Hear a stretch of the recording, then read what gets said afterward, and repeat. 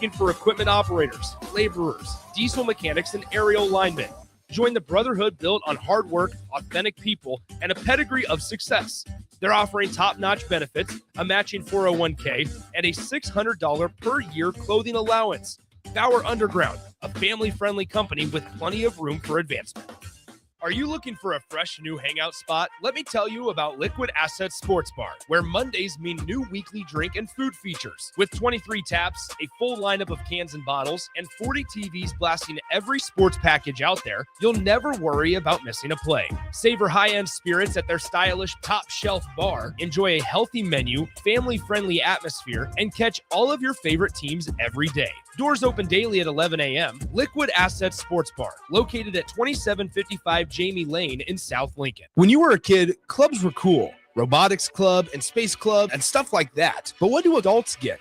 Book clubs and quilting clubs? Nah, forget that. How about margarita clubs and old-fashioned clubs? Get to Upside Bar and Lounge for the best clubs in town. Try all 10 varieties of Upside margaritas or old fashions and take home a free souvenir glass. Grab the whole crew and pair it with taco night on Mondays or whiskey Wednesdays. Upside Bar and Lounge at 29th and Pine Lake. This is Lincoln's home for sports talk on the FM dial. Also online at theticketfm.com. On the internet. KNTK FM Firth, 93.7 The Ticket. Are you looking for an exciting new way to put your skills to work? Explore new career options in the fintech industry at Currency, a Sandhills global company.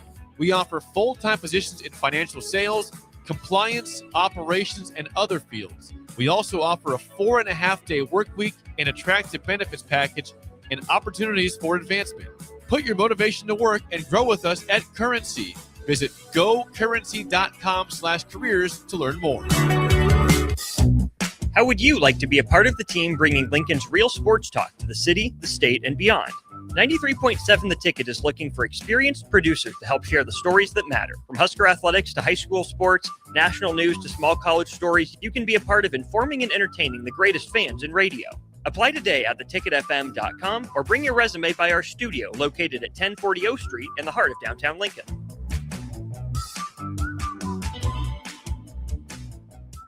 Hi, Sean Callahan here of HuskerOnline.com, inviting you to join us here on 93.7 The Ticket every Saturday morning now. In our new time, we're on from 8 to 9 with the weekly Husker Online radio show. We'll give you the latest in recruiting. We'll talk about what's going on with both football, basketball, and we'll probably share a few stories from the inside. It's every Saturday morning right here on 93.7 The Ticket. It's the Husker Online radio show from 8 to 9 a.m.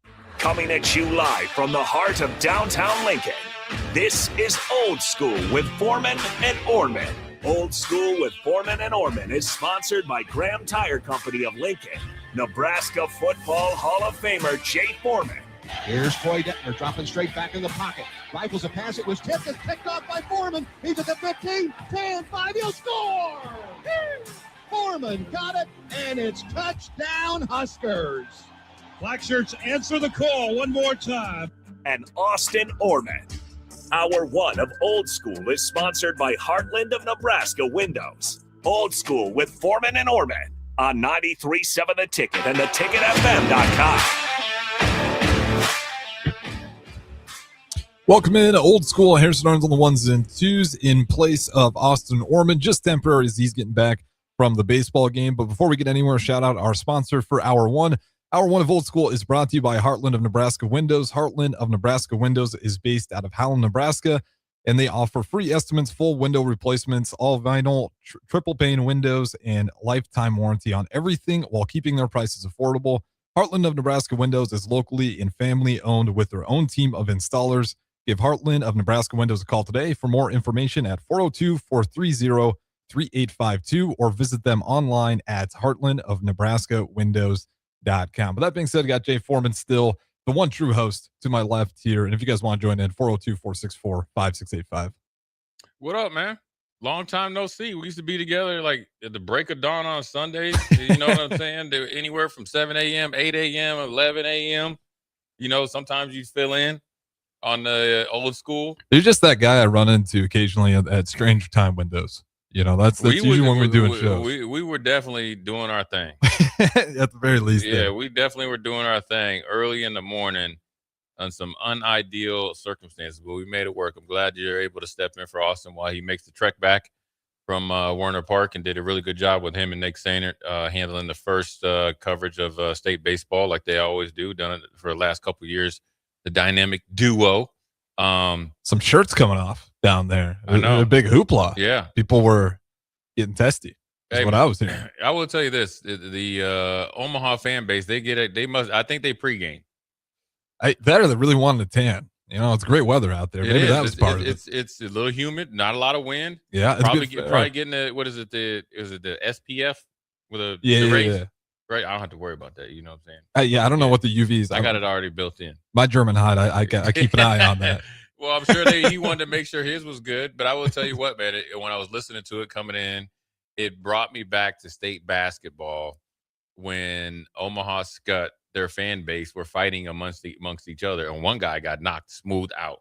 I didn't hear about this. Oh yeah, and Nick. First of all, Nick Sainert has no awareness, none.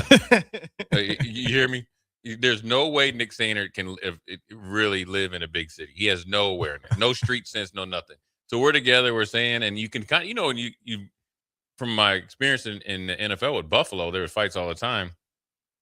You just kind of get the feel when it starts to brew. When the temperature's starting to rise. Yeah, and it was an intense game. I forget who Scott Catholic was playing. They probably were playing Norris or something like that. And I think I don't know what happened. I think one of the parents, and it probably had been brewing, said something about another parent's kid. And next thing you know, you probably didn't think it was going to escalate to this point. And it was two big dudes. One big dude got sat down and he got a shiner. So when he went to work on Monday, some explanations. What happened? Yeah. You better said you got hit by a softball or a baseball or whatever, but you got socked and you got knocked smooth, out. And, but it seemed like there was a little bit of rowdiness going on. And look, it's state baseball. It's a long season and, parents want to be involved. And sometimes, they probably take it a little bit too far. Yeah, no, there's a fine line before. I'm all for a little bit of rowdiness, but I haven't been in a situation like that. Coming from my private school, we'd always just get like jabs, nothing ever physical. People would always just accuse us of stealing money out of the church baskets. Yeah, for our talent. Right. At a big C2 powerhouse, yeah. recruiting kids. Yeah, with the church money. Hey man, everybody has a choice, right? And they chose to come over to the dark side. The Trojans, baby. Yeah, win is win, right? Hey, that's all we did. Well, never won anything, unfortunately. We made it to the championship game the one year, my freshman year, and I think we lost in the football Memorial Stadium. We're playing Aquinas. I think it was 47-7. They got better. We didn't. We started the year and we lost, or we beat them 7-0. And they got better. Yeah, they remember. You guys were there. There's a little payback there for you, right? Yeah. Yeah. Man, I mean, it's a great time though. Every time we have these state tournaments, whether it's basketball, whether it's baseball right now, it is fun. You reminisce a little bit, and I'm sure you do with your times in Minnesota about those great moments you had in high school. I mean, there's nothing like it when you step out on the stage. You think it's the end all be all and so forth and so on. But I think it's a once in a lifetime opportunity that you get to play sports in high school because you get to walk. I mean, I know when I played football, you walk around on Friday, with your jersey on and stuff like that, and kind of everybody's pulling for you. And then when you play against some other teams or good players, those are things that you remember your whole life. I mean, I think of all the I won a lot of national championships, obviously, and was very fortunate. Think about those all the time. Think about some of the the winning championships in high school and the guys that I played with and the guys I played against. I was, I played against Lane Kiffin in high school. You grew up with Lane Kiffin, but played against him in high school. Weren't you ball boys with him? Yeah, ball boys with him. So, I mean, Lane's obviously a lot different now, but still, look, back then that was like, all right, look, we were ball boys all summer. We were working together, not blood, sweat, and tears, but a lot of sweat. And there was a lot of tears where we were working late, up early, working late, trying to make some cash. And next thing you know, we're on the field in their homecoming, and I'm trying to knock their heads off. What was the most, when you think of the most fun you had playing sports? Was it college, high school, or NFL? Well, I'd probably say college. I mean, just because you come in with guys, we all showed up on campus as wet behind the ears freshmen. They had some guys that took off early, like Grant Wistrom. Tavius McFarland played as a freshman. Majority of us redshirted. We had some guys that were prop, but we were all kind of together and hung out with each other. And even though there was different groups within our like recruiting class, we all were like still very tight, and still, pretty close to today or to this day. And then you bring in the next recruiting class of like with Chris Brown and those guys, and he played as a freshman as a kicker. Obviously, was very good, probably the best kicker in Nebraska history. And then obviously, Tony Ortiz, who was for sure a 5-star by the ranking system now. He came in. We're really good friends with Steve Warren and all those guys, and so you build the bonds. And plus, when you win, it's a lot of fun. It's a lot of hard work. Like on a day like today, on a Friday. Yeah. Well, maybe these Nebraska kids they got that NIL money. They're probably hitting the airport and hitting the highway, the flyway. Mm-hmm. On Friday, we're probably lifting right about 3:00. We're lifting. We had that old turf out there where Coach Osborne would wet it down, so it was extra hot. Okay. Wait, he intentionally wouldn't? Or that's the way it was? No, he wanted it hot. Everything, Coach, everything that he wanted to push us to be better. He's the kindest psychopath. And I mean that in a good way. Yeah. He just but it was fair. Yeah, It was hard. It was hard work, but it was fair. But about 3, we'd lift. And this is when I remember I always tell people I had that job at Gallup. That's where I was able to, that was my NIL. I made Gallup give me NIL. Just like the call? Yeah, it was a call center, calls? But I wasn't working. I wasn't cold calling anybody. But what I was doing was if somebody got moved from one section of the Gallup to other, I was like the maintenance man. I'd go in there and move them. Oh, you were the mover within Gallup. Yeah, I would, say you got moved from, second floor to the third floor. I'd come in there, get your desk and I was doing that. You an IT guy hooking up computers? No. Oh, okay. I was moving desks and all that stuff and files and all that stuff and trying to make the transition easy. And then, the one thing I did out there is, obviously Gallup's not there anymore, but I think they do have like some sort of kinder care out there. I built the first sandbox they had out there. And when I tell you that's some hard work, I remember I called Coach Brown and Coach Gill. I said, hey, man, what kind of summer job you got me doing? You know what I'm saying? Well, then this is how they enticed me to finish. They had lunch out there. Uh-huh. Oh yeah, you can have free lunch. How deep was the sandbox?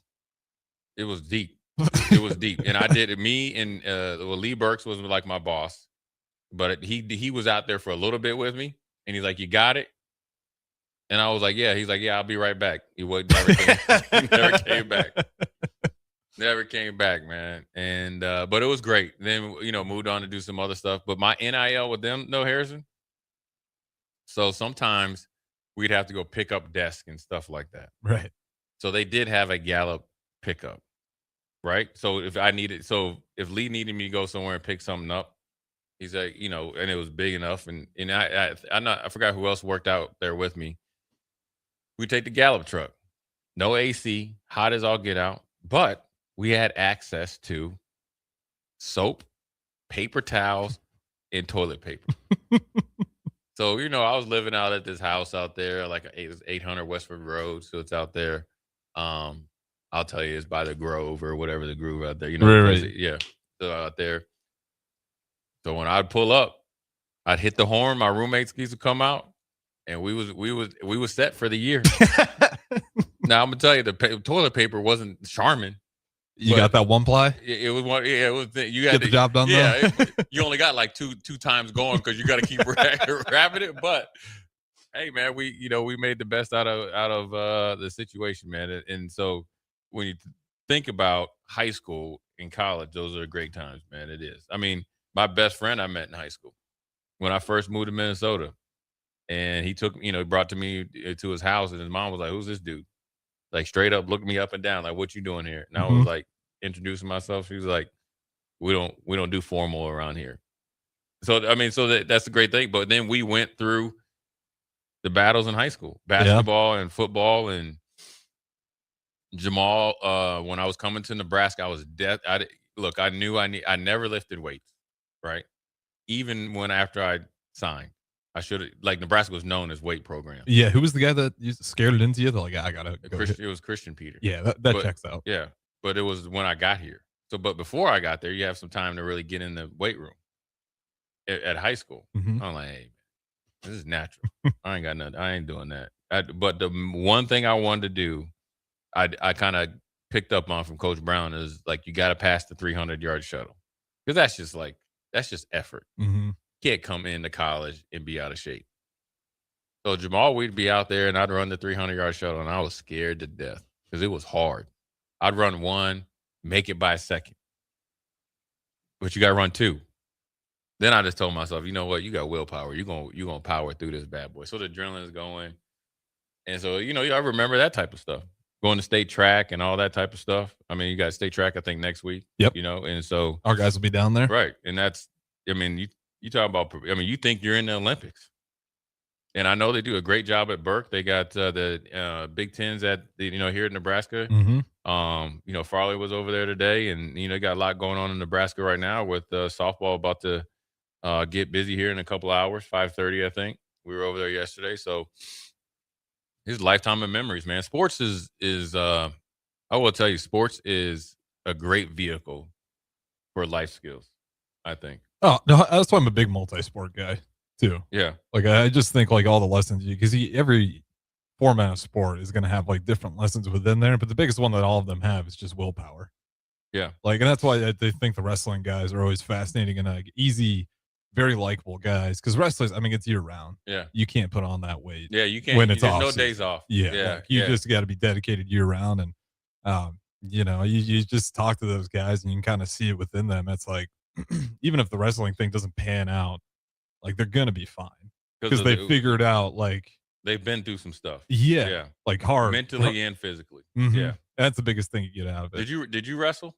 No, Yeah. I thought about it one time, and I never did. We were a small school, so it was not a very big thing. We Yeah. combined with public, Okay. and it was like a C2, and I think they were D1 at the time, Mhm. and maybe had like 5 wrestlers, but the way it worked, you just combined the entire population of both schools, so we'd have to wrestle Class B. Yeah.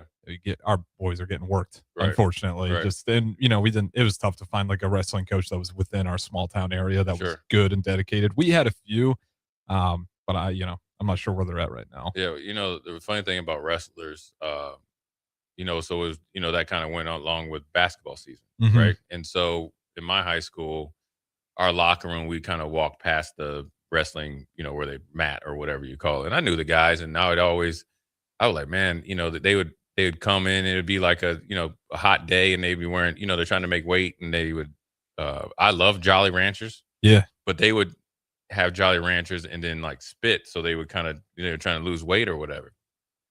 So I befriended a couple of them, and they all played football too. Mhm. Great offensive linemen. That And usually helps. Great D linemen too. So I like, so I was friends with them. So in my high school, my senior year, they went from just purely cafeteria food where you could get a cheeseburger or something once a week. I used to mess with them dudes. With the day that they would have to, I'd get 2 cheeseburgers and I was like, man, this cheeseburger's good. Like, man, this is hitting. I was like, you know what? I said, they got, I said, this other one, I said, this is the regular cheeseburger. This is bacon cheeseburger. I said, this is better than a Big Mac. They used to get so mad at me.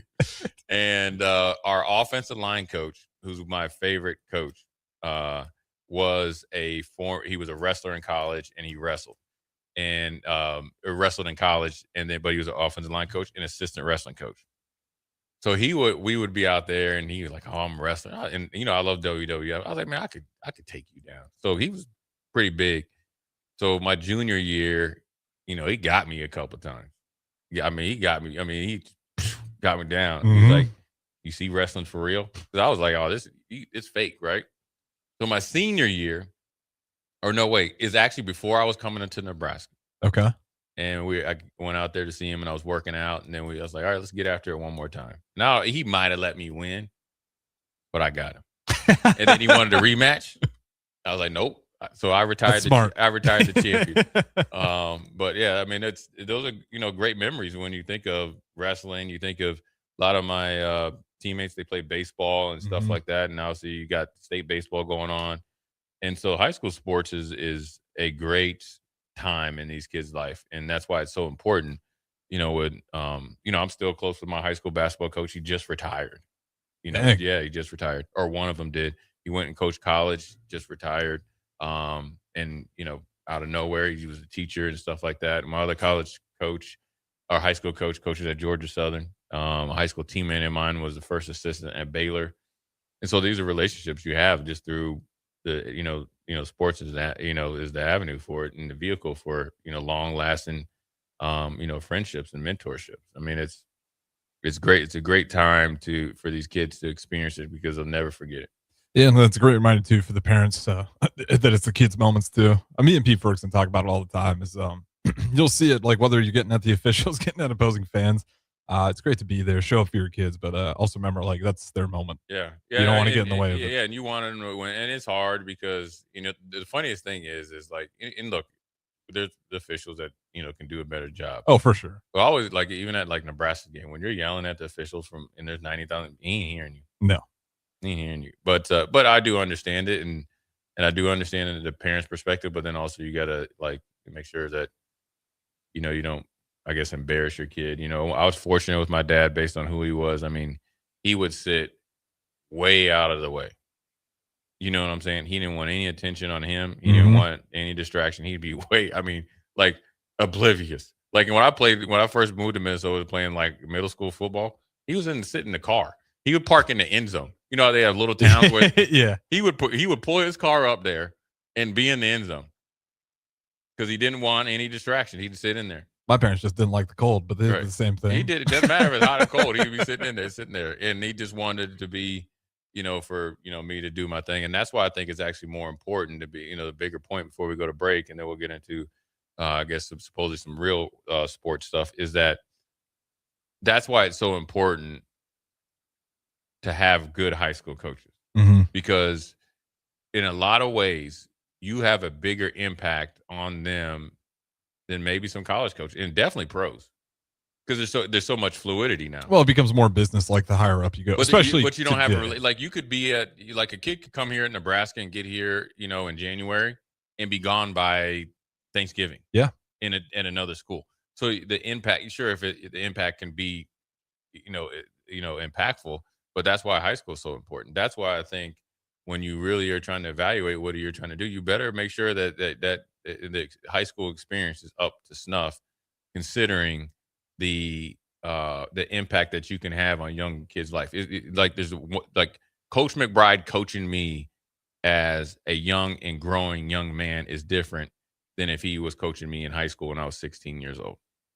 You get what I'm saying? Yeah, 100%. And Coach McBride coaching me if he was as a 24, 25, 26-year-old established young veteran in the NFL is different than coaching at 18. You get what I'm saying? Yeah. Well, I mean, at that point, it's just really important that you got good leadership right in there. But it starts there. If you 100%. are not, if you're a high school coach and you think you're the end all be all and these kids are just there to play for you and you're using them for your betterment, you're doing yourself. First of all, you're doing yourself a disservice, and you're more important, you're doing the kids a disservice.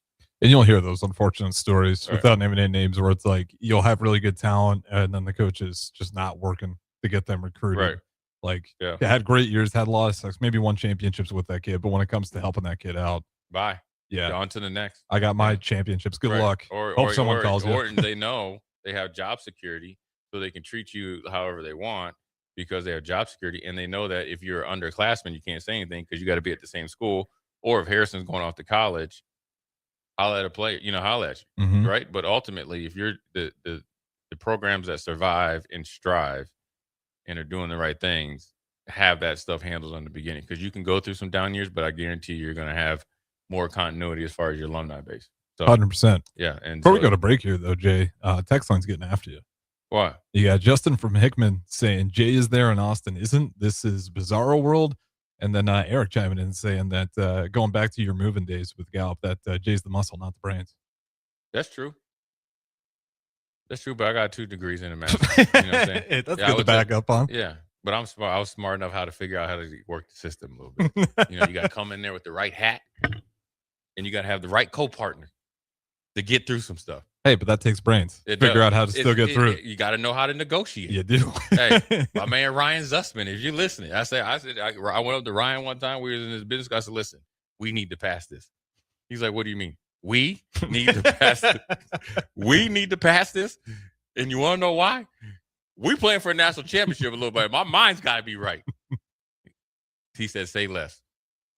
And we're flying, we're flying colors. Anyway, Jay Foreman, my man Harrison, Old School. We'll be right back. We'll talk a little Husker football. Harrison, we'll let you think on it a little bit.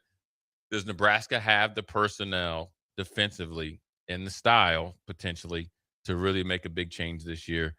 Jay Foreman, Harrison, think on that. Text in all you want. Old School. We'll be right back. You're listening to Old School with Jay Foreman and Austin Oerman. Download the mobile app and listen wherever you are on 93.7 The Ticket and theticketfm.com. Graham Tire presents life's greatest adventures. Okay, take the worm, put it on the hook. Now bring your pole back and throw it forward. And just let the fish come to you. I got a bite! It's a big one, Dad! Great road trips start with great service. Graham Tire, your tire store next door, with 5 convenient Lincoln locations, getting you to the places that matter most. Are you looking for a fresh new hangout spot? Let me tell you about Liquid Assets Sports Bar, where Mondays mean new weekly drink and food features. With 23 taps, a full lineup of cans and bottles, and 40 TVs blasting every sports package out there, you'll never worry about missing a play. Savor high-end spirits at their stylish top-shelf bar, enjoy a healthy menu, family-friendly atmosphere, and catch all of your favorite teams every day. Doors open daily at 11 a.m. Liquid Assets Sports Bar, located at 2755 Jamie Lane in South Lincoln. If you're seeking a career with a growing company, Gaina Trucking and Excavating is hiring and looking for additions to their team. Gaina Trucking has a strong team culture, competitive pay, 401ks, and benefits like health, dental, and vision. Drivers are guaranteed 40 hours per week, even in the winter months, and are home every night. Start your career today at Gaina Trucking and Excavating. Apply today at GainaTrucking.com. A membership with John Henry's will fast-track you to front-of-the-line service, seasonal tune-ups, and far fewer unexpected moments. That means no breakdowns, no waiting on a call, and no nonsense. It's consistent care that prevents small issues from turning into big bills. Join the Comfort Club and get VIP treatment 365 days a year with 24-hour priority response, member-only discounts, and peace of mind on your home's most expensive systems. Call John Henry's. John Henry's Plumbing. Heating and electrical. Does someone in your household avoid phone calls because they can't hear clearly, or do they have difficulty speaking on the phone? Nebraska offers a solution. The Nebraska Specialized Telecommunications Equipment Program, or NSTEP, provides financial assistance for specialized devices like amplified phones, captioned telephones, smartphones with Bluetooth pairing to hearing aids, and speech-generating devices. If you're a Nebraska resident with a certified hearing or speech disability, you may qualify. It's not income-based, and once approved, you own the equipment. Learn more or apply at psc.nebraska.gov or call 1-800-526-0017. Tomorrow is about the lessons we learn today. A farmer's market teaches us that community is grown together. Kids laughing shows us how joy is easy. And coffee on the porch reminds us to savor every moment. These are the lessons that shape a tomorrow we all share. One filled with trust, good company, and wide open dreams. That's the way banking should be. And that's Pinnacle Bank. Member FDIC. When you were a kid, clubs were cool. Robotics club and space club and stuff like that. But what do adults get? Book clubs and quilting clubs? Nah, forget that. How about margarita clubs and old-fashioned clubs? Get to Upside Bar and Lounge for the best clubs in town. Try all 10 varieties of Upside margaritas or old fashions and take home a free souvenir glass. Grab the whole crew and pair it with taco night on Mondays or whiskey Wednesdays. Upside Bar and Lounge at 29th and Pine Lake.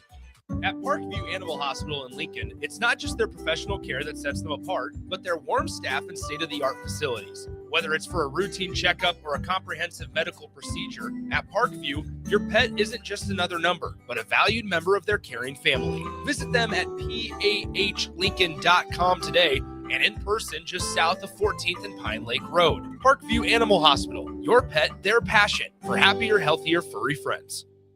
Turn comfort into savings with Peak Rewards from LES. Enroll your smart thermostat to earn $25 while helping balance energy use with small short-term adjustments that benefit the whole community. Learn more at les.com/peak rewards. Hi, Sean Callahan here for Coppell Chevrolet, GMC, and Chevrolet. And GMC Truck Month is here. Absolutely huge discounts and 2.9% for 72 months. I also just wanted to share a little bit more about the Coppell family. They've been serving the Omaha and Lincoln and surrounding communities for over 50 years with great customer service and small town charm. That's always been our motto, and we absolutely will not be undersold. It truly is confident buying and confident driving. So come on in, meet the team, check us out at Coppell or at CoppellCars.com. All deals with approved credit. Start your Sundays off right with Jeff and Nicole Essink on Fitness Fanatics.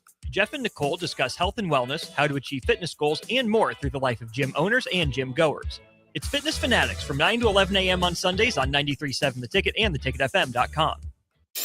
Are you looking for an exciting new way to put your skills to work? Explore new career options in the fintech industry at Currency, a Sandhills global company.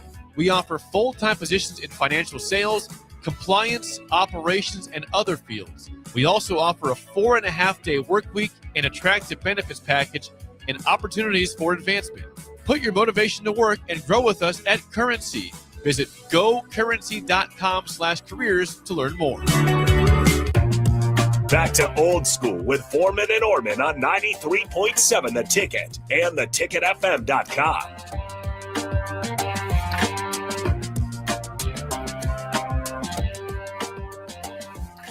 What up, we're back. Jay Foreman, Harrison, Old School, coming at you live on this 90-degree day.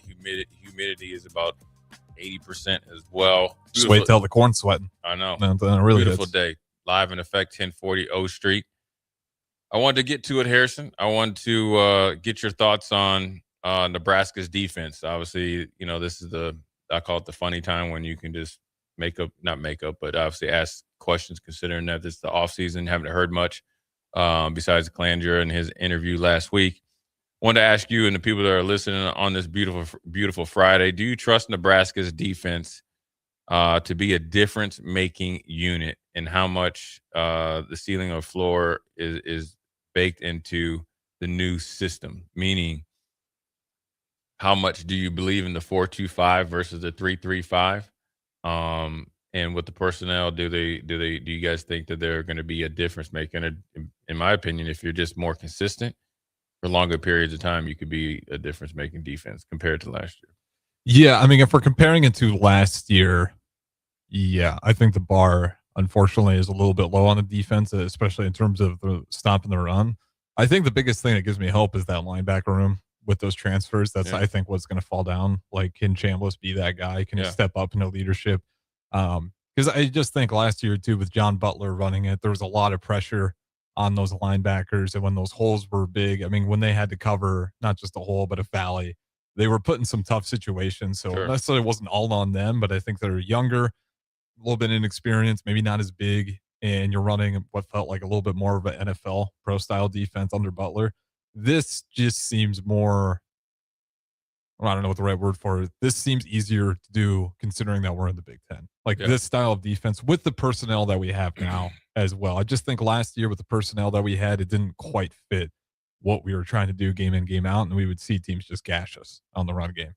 Yeah, I mean, I think the 4-2-5 is a little bit easier to recruit to and develop to. More players are just probably familiar with it. I mean, you play probably primarily 4-man fronts in high school. Yep. Probably play that in middle school and grade school. But I think you can, I call it expanding your defensive roster with a 4-man front.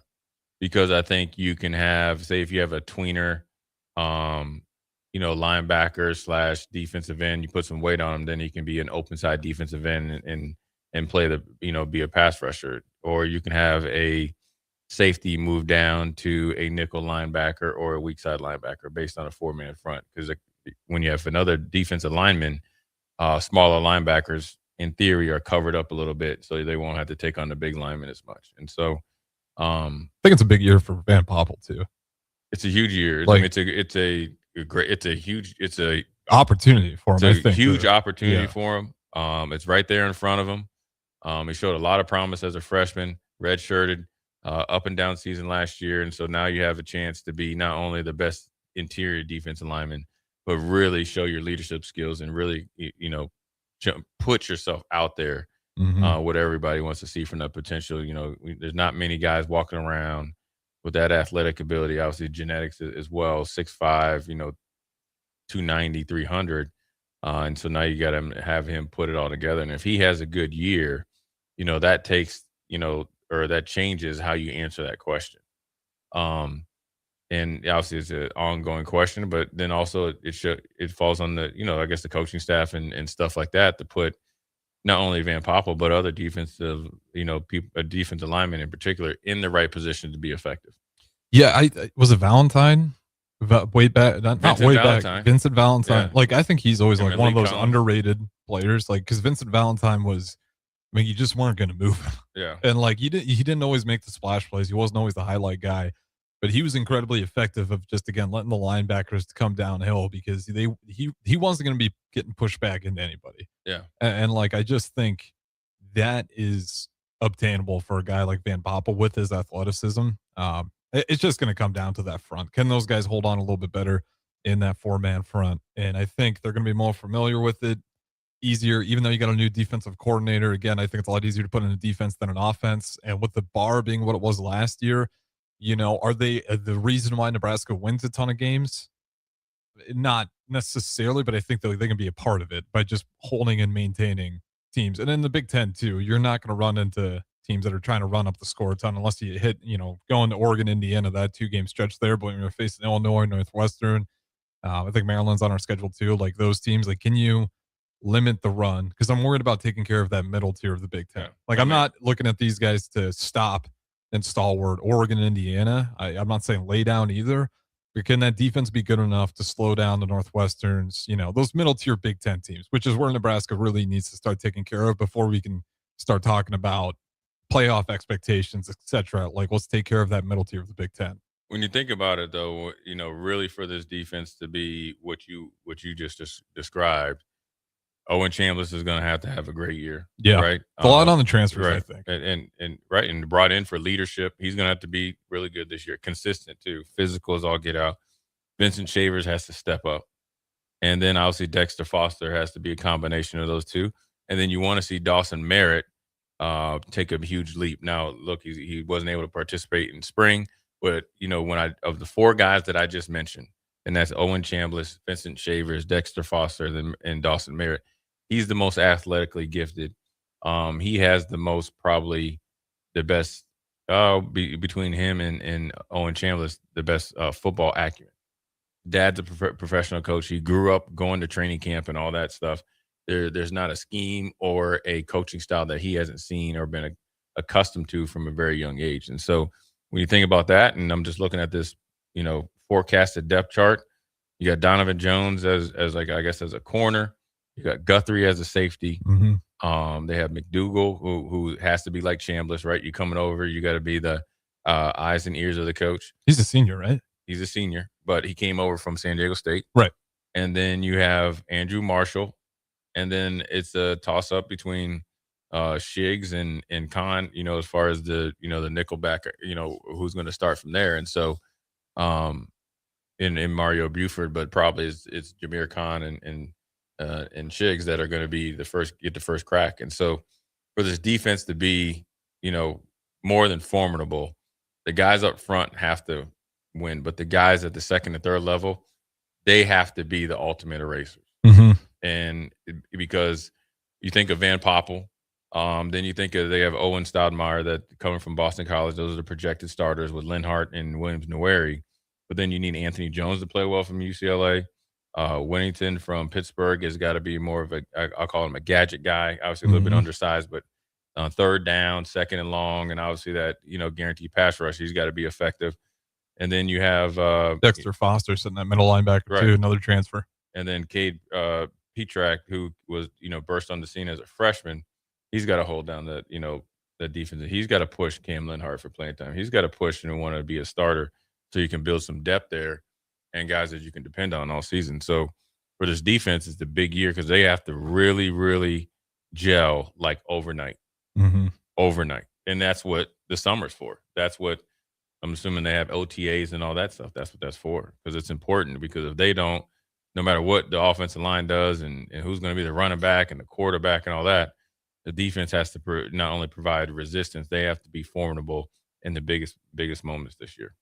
On the coaching side of things, like what Orange did at San Diego State, like, are you worried at all about like the level of competition, or do you trust what you saw on tape from him already? I mean, I think obviously he's only been a D coordinator twice, or 2 years. So, I mean, that is what it is. That's what we, you can't, look, the guy that's been a D coordinator for 30 years, there was a to his credit or his defense, at some point in time, Charlie McBride was only a coordinator for a couple of years. So it's up to him to prove himself right and I guess in the same time prove everybody else wrong based on they're saying that he's inexperienced. And, for what they were able to, or what he had to do out there in the Mountain West it's drastically different, because the Big Ten is the best conference and it's a totally different style of football. That doesn't mean he can't do it. You just he has to take the same, like, I guess, principles, how he came up with the game plan that was effective for San Diego State last year defensively, and take those same principles and do it in the Big Ten. Those principles are play to your strengths, play to your personnel, obviously know the opponent inside and out, and build a belief within the players. So it doesn't really matter if he's running a 3-3-5 or 4-2-5. His scheme has got to be based on all those guys we just met or just mentioned. You got two of your guys that you really liked last year. Your other corner got drafted by the Dolphins in the first round. Your two edges, one went to Texas Tech for sure, and the other one went somewhere else in the transfer portal. So out of the four main guys they had on defense, we have two of them. So you expect the productivity and the less mental errors, right out of the gate, because you have your play caller and your backup signal caller as far as McDougal on the team, and then Chambliss and McDougal. So that should lessen the learning curve for like me and you. Mm-hmm. And so then it'll come on the coaches to devise his scheme and his play call sheet based on what we do well as a defense. And you might have to do some things early on to get, some productivity against the run game. And then you're going to have to see who can really separate themselves as far as being able to create pass rush and pressure on the quarterback without having to blitz. Well, and then it's off season, so I like to be optimistic. The thing that I like is, you mentioned it already, but like, he's proven that he's, whether he's fully responsible for developing the talent, but at the very least, he's been able to put more of his elite talent in the right places to go be NFL prospects. So like, and I say it all the time, I think Nebraska's biggest problem is development or lack of finding the proper system for said players. We've seen it. We've had great players like Banks always sticks out to me. How does he go from Nebraska to rise to the NFL? Well, because he got drafted, right? Yeah. Like, what were we missing? He was a great athlete because he played basketball. Yeah, he was a phenomenal athlete. But what was Nebraska missing to where we thought he wasn't good enough, or we couldn't get that out of him, to where Rice was where he ended up falling? And then, of course, he becomes an NFL draft pick. I mean, and that's the part where with Orridge, it gives me hope, because it looks like he's able to identify, okay, where is my elite talent at on the field? How do I utilize them best? Like, how can I get the most out of this player with his talents? And, he was able to get some guys drafted all the way up in the first round. So like, that to me, for any coach, is like a great sign. And it's not rocket science. Like, are you getting guys drafted? Yes. Okay. You must have a good idea on where to put players and how to utilize their talents best. Yeah, I mean, you not only identify the talent coming out of high school, you identify the talent that you have on your roster. Yes. And some, that's, for me, like, they identified me. I came in as kind of like, they're trying to convince me to be a wing back. I'd rather played safety. And then Coach Kevin Steele was like, man, you know what? We're going to make you into a linebacker. And so you got to be able to identify some talent and put them in the right position. That's not only beneficial for you as a team and a defense in this case, but him personally, because once you do that and you discover what your talent is, calling plays becomes a lot easier. Having the belief in your players and the belief from your players in you really puts you at the next level. So I'm assuming that's what they're working on right now. They have the opportunity. Nobody knows how talented they are until they go out there and show it how talented they are. Did it take convincing for you when they wanted to move you, middle linebacker or linebacker? No, because you know, Coach D was like, I got the dudes I really wanted. I don't think you're good enough to play. So I politely told Coach D, F you. in the nicest way possible. Mm-hmm. And then before I could go somewhere else, because you're sitting there like, I know I didn't want to be receiver. And I saw a guy named Lawrence Phillips. And I was like, yeah, I could tote the football. I said, but he could do it a lot better than me, right? And he's going to be here for 2 more years. And I knew they had a plethora of running backs as well. And then Kevin Steele came to me and said, look, you could probably play Sam linebacker. We didn't recruit a linebacker. Congratulations. And I got essentially one-on-one coaching with him for 2 weeks before the varsity came in. And the rest was history. So identifying talent. It didn't take much convincing. And plus my dad had told me, you know, like you said, be a multi-sport athlete, be a multi-position, know everything. I mean, my dad, I was just talking to him about this before we go to break a couple days ago. You know, he was a defensive tackle and tight end when he first got to Miami. And then a couple guys got hurt and they moved him to wing back and they saw the ball in his hands. Next thing you know, he goes to be an all everything at running back and obviously, hopefully, potentially a future Hall of Famer. So you got to be open to it. Mm-hmm. Warren Sapp came in as a tight end and then they moved. He kind of ate himself into a defensive tackle, Hall of Famer. It happens to everybody. Yeah. It happens more time than not. I mean, look at Logan Jones from Iowa this year. Was a defensive tackle for about 2 weeks at Iowa. And it's like, hey, we let you do what you want to do. These guys are Yaya Black and those guys are really, really good. You're not going to get there, but you know what really looks good? Snapping the football. Mm-hmm. And now he was like a second, third round pick. So, Christian McCaffrey dragged his feet on that. Yeah. And you wonder what a freak athlete would be like that if he gave up on the quarterback earlier. I know. Because he's tremendously talented, and there was no question about it. And I think that's why there's so much pressure on him to switch. But where's he even at right now? Luke, you mean? Yeah, Luke. He's at he got drafted in the 3rd round from Rice by the Commanders. That's right. They got rid of their slot receiver Dotson because of him. They probably won't sign back Deebo Samuel either because of he's shown some flashes. But you wonder how good he'd be. He was reluctant to move while he was here, though. Oh, he was. I mean, you just wonder how good he'd be, though, if like earlier on he just, he could be one of the elite wide receivers coming out of that entire class early on draft board. Still worked out for him, though. And if you're that, great of an athlete, sometimes it just does. But he eventually was willing to change, which has worked tremendously for him. Worked out well for him, getting Piz 8. So, anyways, we'll take a quick break, come back. Jay Foreman Harrison will put a bow on this first hour Old School on this Friday. We'll be right back. Watch Old School live on Facebook, YouTube, or Twitch. Old School with Foreman and Oerman on 93.7 The Ticket and theticketfm.com. At Parkview Animal Hospital in Lincoln, it's not just their professional care that sets them apart, but their warm staff and state-of-the-art facilities. Whether it's for a routine checkup or a comprehensive medical procedure, at Parkview, your pet isn't just another number, but a valued member of their caring family. Visit them at pahlincoln.com today and in person just south of 14th and Pine Lake Road. Parkview Animal Hospital, your pet, their passion for happier, healthier, furry friends. Turn comfort into savings with Peak Rewards from LES. Enroll your smart thermostat to earn $25 while helping balance energy use with small short-term adjustments that benefit the whole community. Learn more at les.com/Peak Rewards. A single mom of 3 was facing eviction, struggling with a recent separation, health issues, and no job or childcare. She feared losing everything, especially her children. But then she found support in her community made possible by Nebraska Children and Families Foundation. She was connected to support. By the end, her bills were paid, she loved her new job, and hope replaced fear. This is what the Nebraska Children and Families Foundation does. They lift up young people and families so they can find stability, build brighter futures, and power a stronger workforce. Ready to help make more stories like this come true? Support the Nebraska Children and Families Foundation on Give to Lincoln Day. Do you ever feel okay in your current job and profession, but wonder if there's a better company that can offer more? Vision Mechanical is now hiring for journeyman plumbers and HVAC service technicians. Vision Mechanical offers top-of-the-industry wages, 100% paid health, disability, and life insurance, 401k with employee match, and paid holidays and vacation. Vision Mechanical believes in craftsmanship, teamwork, and building a better future one project at a time. Apply today or learn more at visionmechanical.net or email Ron at vmech.net.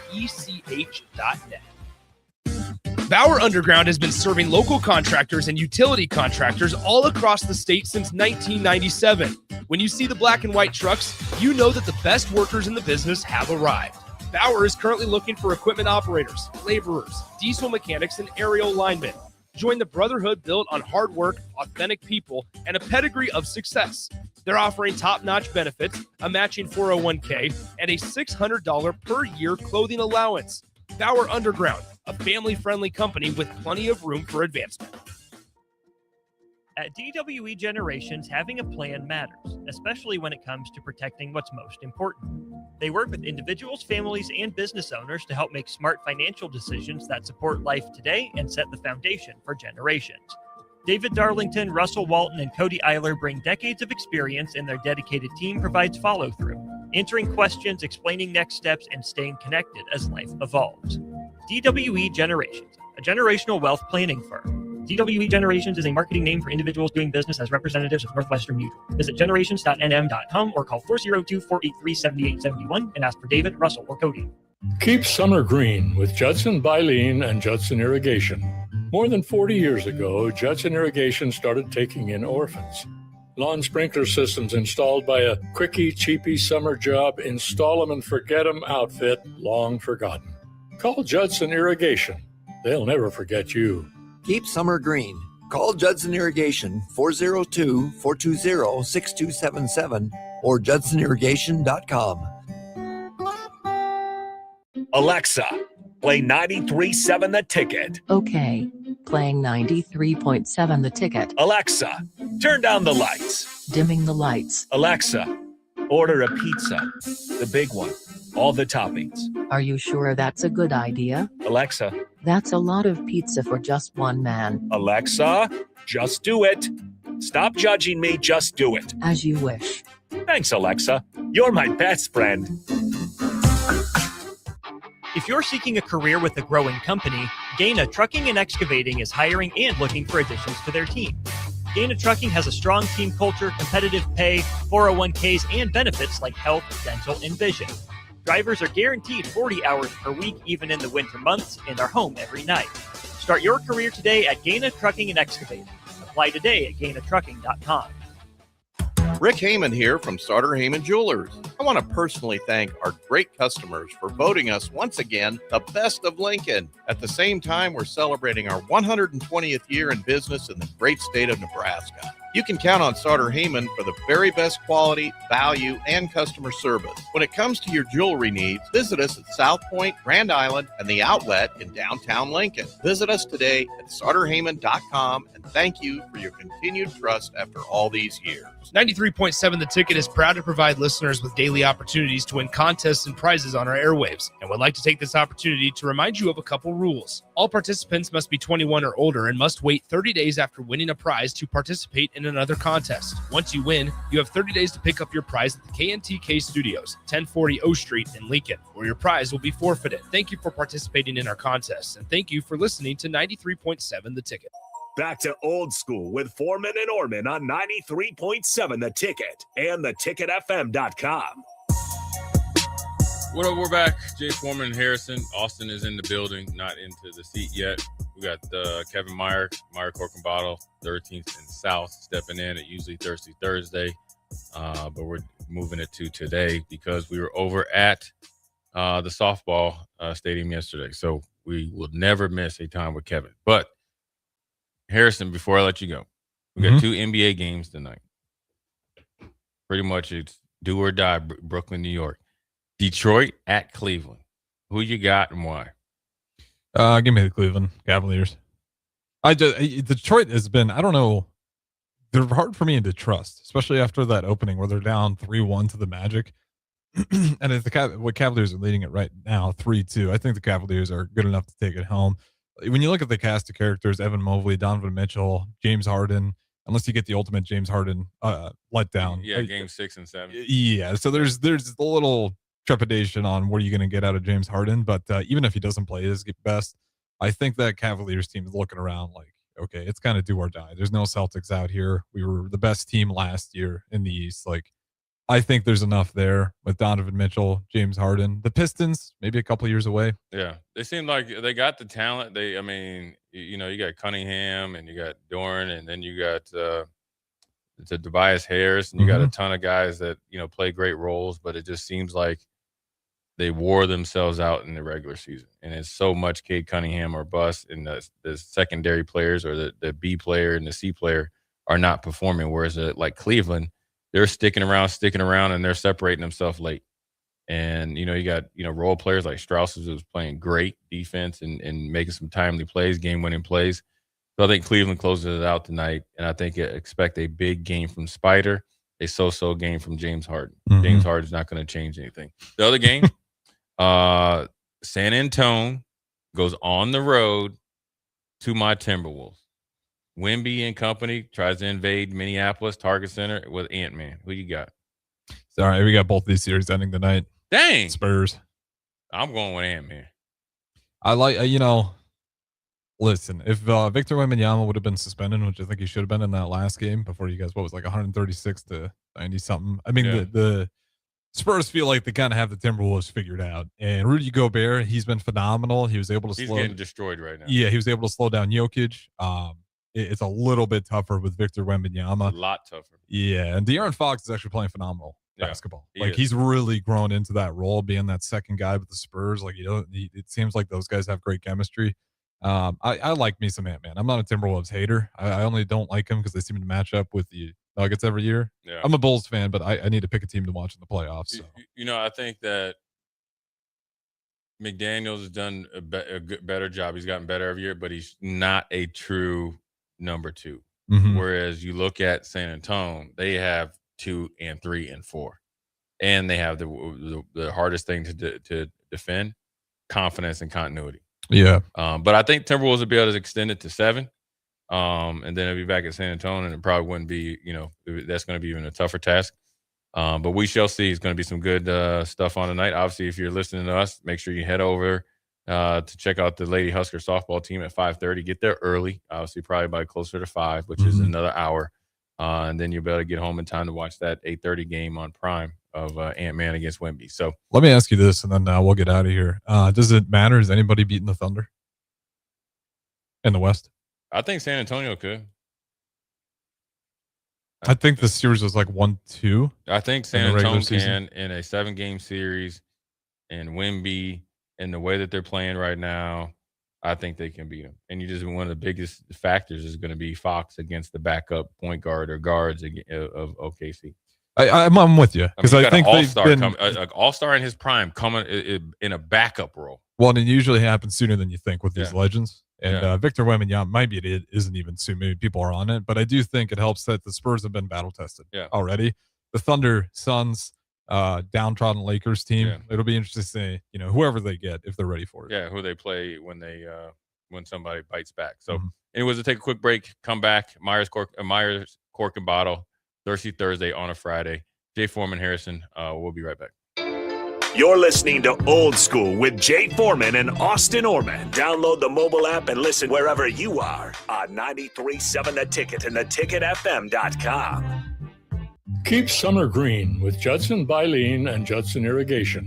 More than 40 years ago, Judson Irrigation started taking in orphans. Lawn sprinkler systems installed by a quickie, cheapy summer job, install 'em and forget 'em outfit, long forgotten. Call Judson Irrigation. They'll never forget you. Keep summer green. Call Judson Irrigation 402-420-6277 or judsonirrigation.com. This is Lincoln's home for sports talk on the FM dial. Also online at theticketfm.com. On the internet. KNTK FM Firth, 93.7 The Ticket. Play ball! Some places just feel like home. In Lincoln, that place is Haymarket Park.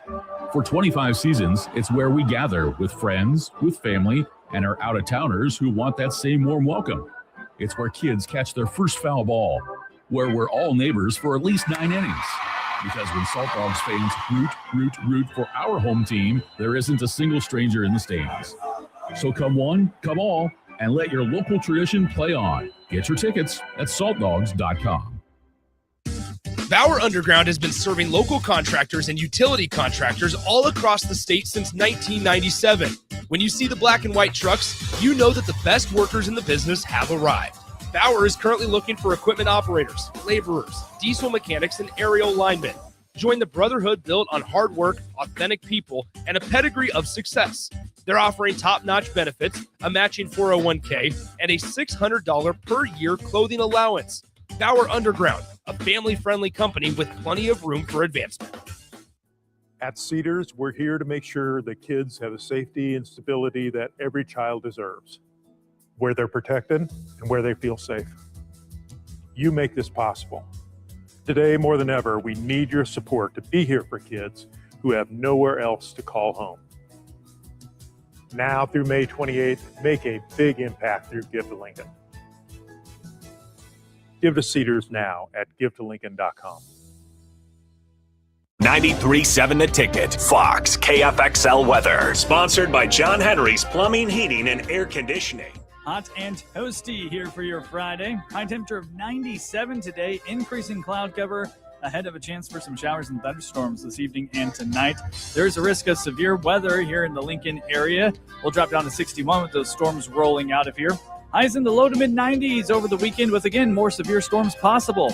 I'm meteorologist Aaron Downen for 93.7 The Ticket and theticketfm.com. The end of the school year is drawing near, which means graduation parties are coming soon. Are you prepared for hosting? Führer's Cheese Spread is the dip that brings everyone together to celebrate graduations and the close to a great school year. And it goes well with crackers, meats, soups, and more. How could you consider throwing a party without it? Get to your local grocery store today and load up on Führer's Cheese Spread. No graduation party is complete without it. A single mom of 3 was facing eviction, struggling with a recent separation, health issues, and no job or childcare.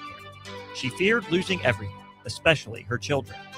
But then she found support in her community made possible by Nebraska Children and Families Foundation. She was connected to support. By the end, her bills were paid, she loved her new job, and hope replaced fear. This is what the Nebraska Children and Families Foundation does. They lift up young people and families so they can find stability, build brighter futures, and power a stronger workforce.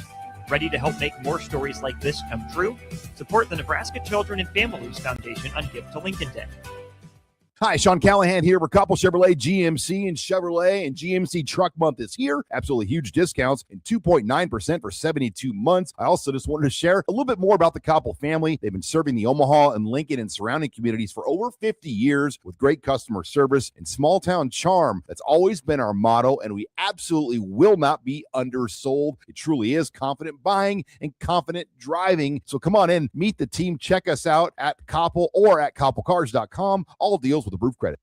If you're seeking a career with a growing company, Gaina Trucking and Excavating is hiring and looking for additions to their team.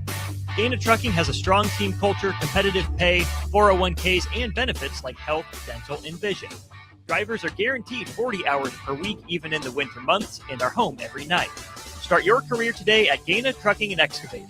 Apply today at GainaTrucking.com. Rick Heyman here from Starter Heyman Jewelers. I want to personally thank our great customers for voting us once again the best of Lincoln. At the same time, we're celebrating our 120th year in business in the great state of Nebraska. You can count on Starter Heyman for the very best quality, value, and customer service. When it comes to your jewelry needs, visit us at South Point, Grand Island, and the Outlet in downtown Lincoln. Visit us today at StarterHeyman.com, and thank you for your continued trust after all these years. At DWE Generations, having a plan matters, especially when it comes to protecting what's most important. They work with individuals, families, and business owners to help make smart financial decisions that support life today and set the foundation for generations. David Darlington, Russell Walton, and Cody Eiler bring decades of experience, and their dedicated team provides follow-through, answering questions, explaining next steps, and staying connected as life evolves. DWE Generations, a generational wealth planning firm. ZWE Generations is a marketing name for individuals doing business as representatives of Northwestern Mutual. Visit generations.nm.com or call 402-483-7871 and ask for David, Russell, or Cody. Why wait until Friday to start your weekend? Go ahead, start right now. You're thirsty now, and 93.7 The Ticket is here to help you stock up. Just in time for the weekend when I like to hit the clubs. Time to broaden your horizons and try some new wine and beer. It's Thirsty Thursday with Kevin Meyer from Meyer's Cork and Bottle. Another click. That's crisp. I like it. There we go. 2 for 2. Thirsty Thursday's here on a Friday. We were thirsty yesterday out at Bowling Stadium. It's nice and toasty, nice and windy. But hey, we figured let's control the environment a little bit more. So we're here in studio. Thirsty Friday. Thirsty Friday, like a first Friday with a Y. Yes, indeed. That's the perfect way to put it. I like that. Kevin, you ever been to First Friday? Well, a real First Friday? No, I can't say that I have. Yeah. Tell me about it. It's on and popping. It's a fish fry, and then after everybody eats, that's when everybody starts to get down like Charlie Brown. Oh, yeah? Yeah. Minneapolis, it's a big deal. First Friday. Percolator probably plays on repeat for like an hour straight. You got people out there testing their limbs and athletic ability, trying to percolate on the dance floor. That especially sounds on a like day a like blast. today. That sounds like a blast. Yeah, it is. In case you're unfamiliar with Thirsty Thursday or Thirsty Friday, every Thursday, typically at 4 o'clock, but today, Friday at 4 o'clock, Kevin Meyer, Myers Cork and Bottle, in studio with us. Kevin, give people the rundown if they're maybe new to the segment. Well, so we try to have a theme, right? And so we try different wine and beer once a week, usually on Thursday, hence the term Thirsty Thursday. But we ran into some conflicts yesterday, so we bumped it back to today. And so we throw around the term patio pounder pretty regularly. I decided to make it a theme. Today is Patio Pounder theme, and we're starting with Cornhusker Crusher by Cross Strain Brewing, our good friends out of Papillion La Vista. Hey, I just came from there. This is their licensed Husker brew. And since we've got Big Ten track, we've got hosting the softball team hosting a regional. We got baseball up in Minneapolis trying to sweep and play their way back into a regional. I thought it's appropriate to have a Cornhusker Crusher because that's what we hope to do this weekend. So cheers, boys. We earned them this week. Yeah, that's Patio Pounder 101. Yeah, that's dangerous. It's a citrus wheat ale. And so it's got a little bit of like a sort of an orangey lemon thing going on. And it's wheat, which naturally has a little bit of sweetness anyway. And so it definitely is a crusher or patio pounder, hence the theme. Yeah, this is definitely a headache waiting to happen. Yeah. A good one, though. So it's Cross Strain with a K. Is it Cornhusker Crusher with K's or C's? I think we're sticking with the C's. Okay. They're properly licensed, unlike some beers that we've tried recently. So, yeah, it has the Herbie Husker on the logo. It's really good. Proceeds or a portion of the proceeds go to benefit the athletic program. So by drinking this beer, not only are you quenching your thirst, but you're also supporting the Huskers. What's better than that, Jay Foreman? Nothing. Especially on a day like today. Whew, a hot, humid day. It's a little bit summery for it being May 15th, but yeah, it's toasty out there. It, beats the alternative. I guess, it could still be chilly and we could be wearing long sleeves. So I'd take this over the alternative, but it is time for patio pound and patio sitting. It's Friday night. And so we're going to kick it off right. That's what you need to do. I mean, this is perfect first day of state baseball. Weather is 70 degrees at first pitch of the first game. Got obviously a little hotter by the second game. Obviously, they're not selling alcohol at the high school state baseball tournament. But which is a shame, by the way. That did not stop the Creighton Prep student section from going tarps off. Oh, yeah? Oh, yeah. And it wasn't even all of them. It was like 85% of the student section was shirts off, waving them around. Miller North kept the shirts on, except for one dad. He was probably, I don't know, 60? He's probably 60, I would guess. Logan, he took it upon himself to be the answer to the Creighton Prep student section. Take the shirt off, wave it around rally towel style. Clearly had been pre-gaming. Yeah, he had been pre-gaming. He had a few patio pounders. Some pre-game pounders. That's what he was having. The best part about all this, is the NSAA came over and talked to the Creighton Prep student section saying, hey, let's have some decorum. Shirts got put back on. And this was probably the 5th inning this happened. No one ever talked to this dad. He was allowed to keep his shirt off the entire time, but the Creighton Prep student section had to put theirs back on. They'll be all right. Who won? You weren't listening? We're offended. I was in here in the studio. Well, guess what? You only got on in the studio once the game was over. I know, but I was I was eating my sandwich, what I was doing.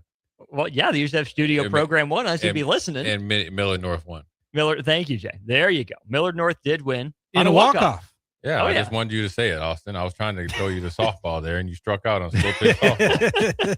He did throw you a bit of a softball there. It was a bit of a whiff, but granted, you're a busy man. You've been talking nonstop all day, and I got to give props to you and Nick, though. You guys sounded like pros, and it was really entertaining to listen to. Really well spoken, painted a great picture of the atmosphere. You almost felt like you were there. So yeah, props to you guys. They do a really good job. And one of the things that I always ask Nick certain things, but I'll ask you, what's the point of starting an inning off with, obviously it was a called bunt and not squaring the bunt?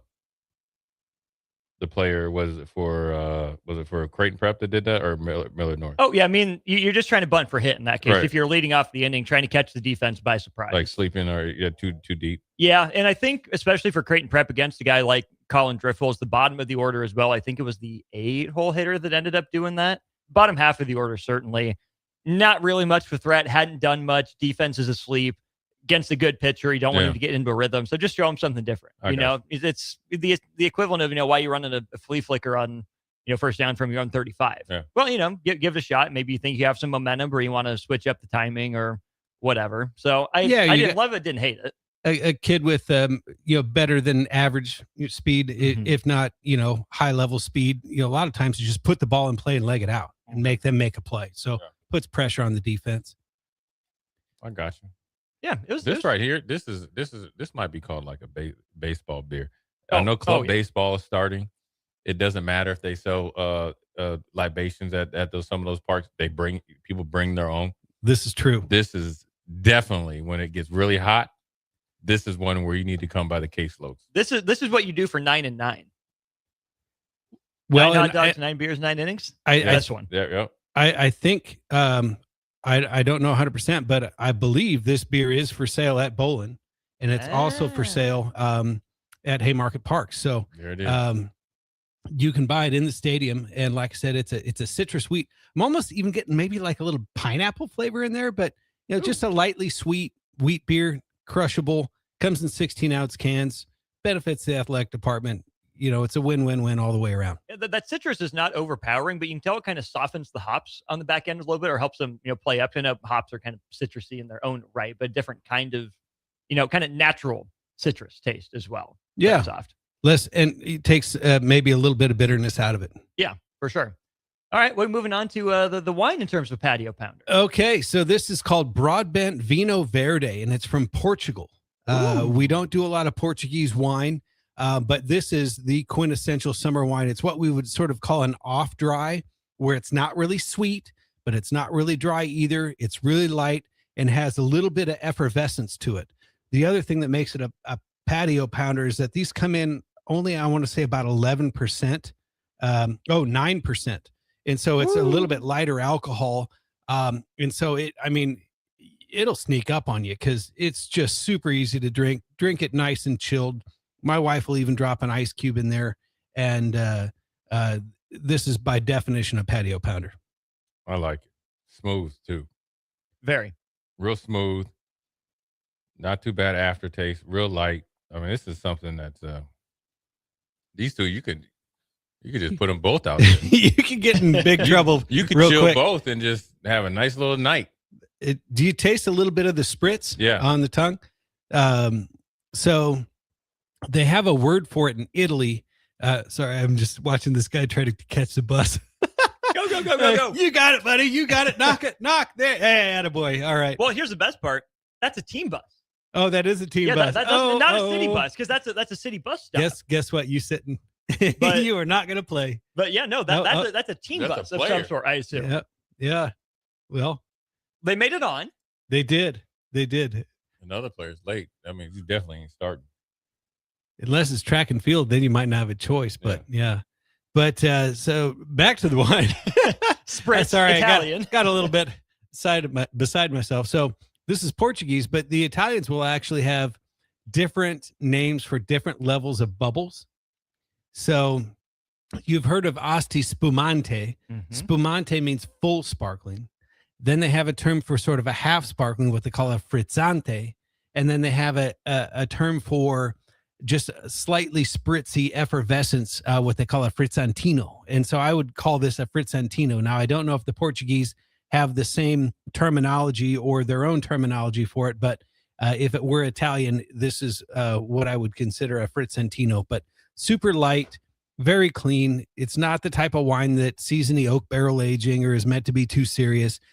It's almost the kind of wine that you would almost make like a white sangria with, or something along those lines. Or obviously it's all good by itself, but nice and cold, super light, clean, crushable. I don't know how much we can rely on AI, but the first thing that comes up from Google, the most common term for lightly sparkling or slightly fizzy wine in Portugal is Vinho Verde.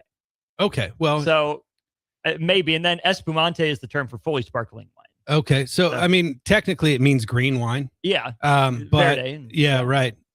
But they make it in a rosé version as well, but they still call it Vinho Verde. So there might be something to the just the term relates to the style, not essentially the wine in and of itself. I'm trying to scroll through an actual website and not just rely on Google, but yeah, I'm not finding much. Maybe explain for people effervescence, what that means. I'm sure that's a word they've heard in some context before. What does that mean in the wine world? Essentially, it's spritz. It's trapped CO2 is what it is. So when you introduce yeast to sugar, it ferments, and it ferments into alcohol and carbon dioxide. Now, a lot of times, like a still wine, like your Merlots, your Chardonnays, your Cabernets, your Pinot Noirs, the carbon dioxide is allowed to escape into the atmosphere. Now, what happens a lot of times, especially in Champagne or even Prosecco or things of that nature, the wines will undergo what's called dosage, which is essentially a wine syrup. It's a little bit of sugar and some wine mixed together and reintroduced in the bottle, and it creates a secondary fermentation, but the CO2 gets trapped. And so depending on how they make it, they can trap a little bit of CO2 or they can trap a lot of CO2. So your Champagnes and your Asti Spumantes and your Proseccos and things like that, those are going to be full sparkling where the full amount of CO2 is going to be captured in the bottle. Now, they can also do it with a different method, what's called the Charmat method, where essentially the Charmat method means they're injecting CO2 into it to give the bubbles. And that's sort of the cheater way to do it. Injecting it into the barrel? Inject it? No, actually just into the bottles themselves. So like through the cork or before you put the cork on? Well, yeah, but you'd have to do it before you put the cork on. You know how small the syringe was, you just kind of pipe it in? Or... Well, that's a great question. I think there's a delay. So when you add the dosage, that secondary fermentation isn't instantaneous. Sure. And what's funny is that, so the French call it méthode champenoise or champagne method. There's also, the Italians call it méthode traditionnelle, which means traditional method. But the Charmat method doesn't really have a name except for the Charmat method. But what's funny is that it makes the bubbles bigger. And so the French in their snooty way have a term for that with it, and they call it Well de Crapaud, which means toad's eyes. So if your sparkling wine has big bubbles, it's considered lesser, and so they call them toad's eyes. Now this is just lightly effervescent. So whatever secondary fermentation that's happened and whatever CO2 is trapped is just very, very little. How similar are Portuguese wines to Spanish wines? Obviously, neighboring countries, Portugal, obviously more percentage coastal than Spain is, with that whole L right angle there on the coast. How different would a Portuguese wine be from a Spanish wine just based on geography or style? Well, they actually are mostly made of different grapes. So Portuguese wines, they have lots of different grape types, just like every country does. But their flagship is one called Touriga Nacional. And that's like what they make a lot of their traditional reds from. That's what they make port wine from. And there's others as well. And now Spanish wines, their flagship grape is a grape called Tempranillo, but they also grow a lot of Grenache, except for they call it Garnacha. And then a third grape, they call it Monastrell, but the rest of the world calls it Mourvedre. And so those are kind of the three flagship grapes of Spain, but you don't really see those out of Portuguese wines. And then in the Spanish wines, you don't see like this Vino Verde style as much. Is that on purpose so they each have their niche, or just geographical and soil? I think there's probably a cultural history there and geographic. And so I think all of it. So, there's a reason why French wines are the way they are and German wines are the way they are, and Spain, Portugal, et cetera, each have their own identity, their own style of winemaking, and their own grapes that they make the wine from. And so, especially in your old world wines, like your European wines, they are very interested in the wine's birthplace. And it's what they call terroir, which is essentially the terrain in which the grapes are grown. And so each place has its own identity. And just like Jay, you come from a certain place and have a certain family and a certain background that's unique to you. And it's unique to you too, Austin Oerman, and my background and upbringing and place is unique to me. So that's the cool thing to me about wine, is that each one has its own identity and each one is different than every other wine out there. So it is in that way, it has a real sort of humanity to it. That's pretty cool, because when all the ones that you brought in, then it kind of makes you think like, okay, like kind of project yourself there, you know what I'm saying? There were different ones you had. And obviously even on the coast, from like, obviously from like the Northern California up into the upper Northwest ones, were a lot different as well. So it's obviously, it's pretty cool how you come in, say a wine's from here, a beer's from here, this is how they make it, and you taste it, and it kind of brings you into their culture a little bit more. Yeah. Well, and we've been doing this a long time, and no two of them are the same. Right? Yeah, but they all taste good, though. I can tell you that. I've turned, you're batting 1,000%. Converted you. Yeah, I've converted you. Yeah, that's the best part of my job. Yeah. All right, here we are, willing Husker winds into existence, continuing to will a mild end of spring and early summer into existence. You can do the same by visiting Myers Cork and Bottle down at 13th and South Streets. Neon all working? Neon is all working. Yeah. For right now. Yeah. Classic. It's a good, worth the drive by at night just to see it all lit up. And any plans for manual labor on the weekend? You kicking back this time? We are kicking back this time. We're going to grill some steaks. We're going to hang out. We're just going to enjoy the weekend, and no plans. Just me and Mama hanging out, and and Jimmy the dog. Of course. Yes. Shout out Jimmy. He's a good boy. The best, of some have said. We'll need to report on those steaks next week from you, Kev. Thanks as always. Appreciate it, fellas. Thank you. We'll be back with more of Old School right after this on The Ticket. Watch Old School live on Facebook, YouTube, or Twitch. Old School with Foreman and Oerman on 93.7 The Ticket and theticketfm.com.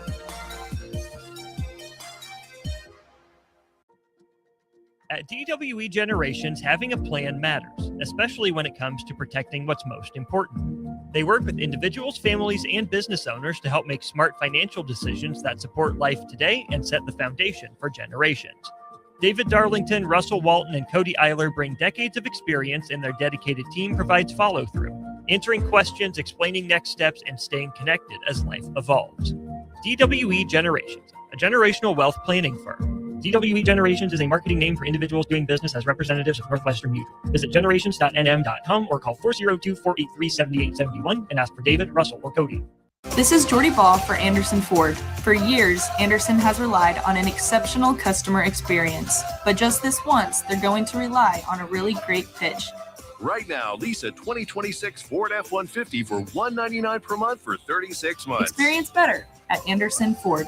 Stock number 1008721. Previous service loaner, $199 per month, lease for 36 months with approved credit, 7,500 miles per year, 10,650 to assignee, no security deposit required. Tax, title, and license fees extra. Residency restrictions apply. Program subject to change. Must take new retail delivery from Anderson Auto Group by 7/6/26.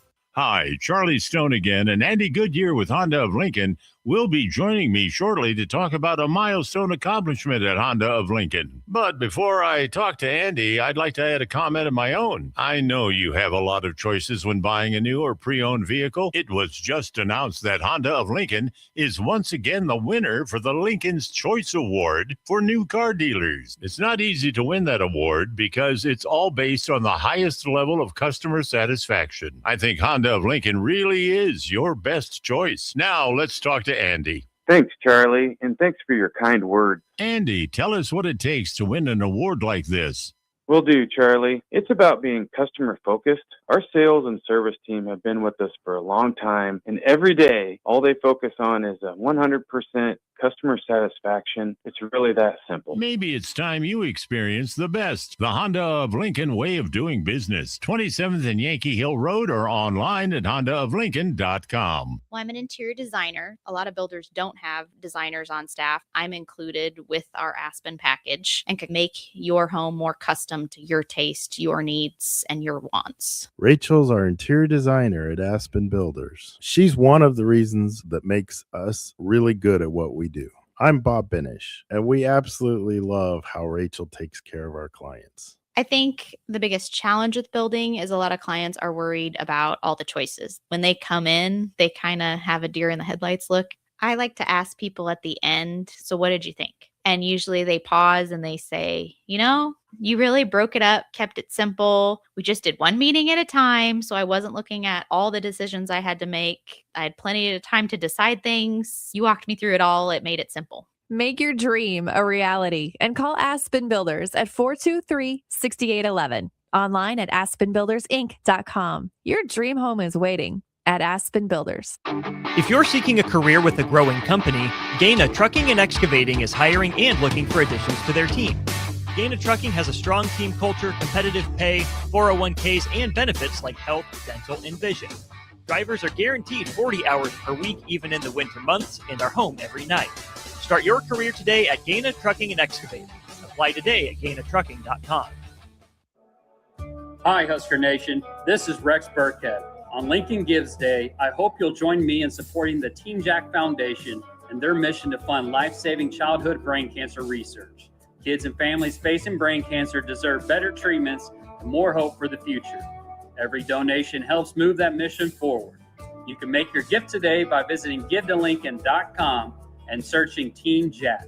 I'm proud to support the Team Jack Foundation and the fight for every child and family affected by brain cancer. The end of the school year is drawing near, which means graduation parties are coming soon.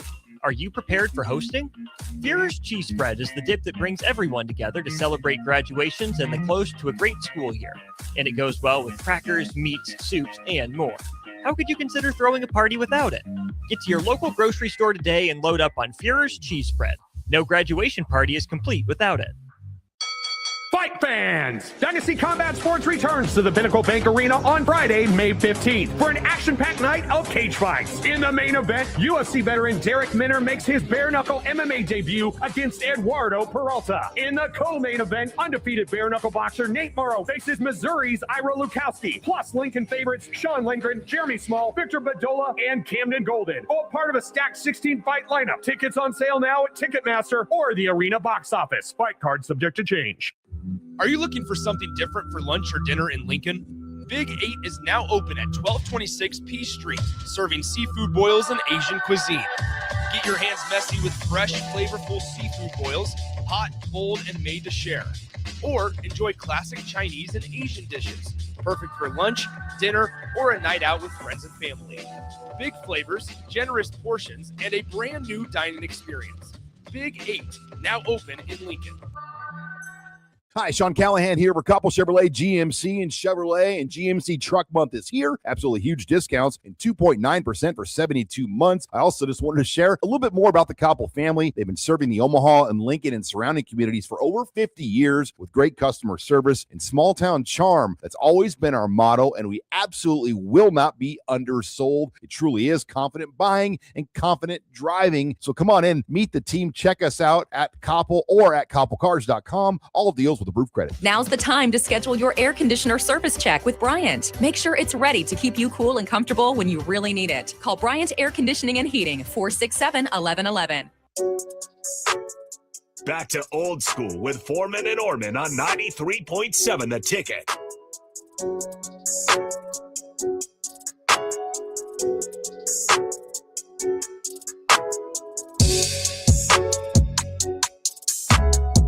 Welcome back in to Old School.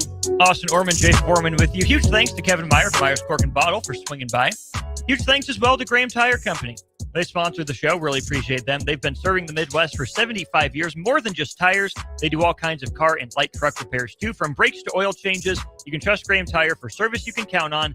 Graham Tire, getting you to the places that matter most. 402-464-5685. If you want to be a part of the show, we'd love to hear from you on our Starter Heyman Jewelers text line. Jay, we've talked quite a bit over the last few days about the money in college athletics from different angles, but there was an article on Basket Under Review, nice independent site I've really started following over the last year or so, that actually talked to donors to get their mindset, to get their perspective on what they give, how much they give, but more importantly, why they give. And this article really broke down 3 kinds of donors. So let's just read a couple paragraphs here to set up the first kind of donor.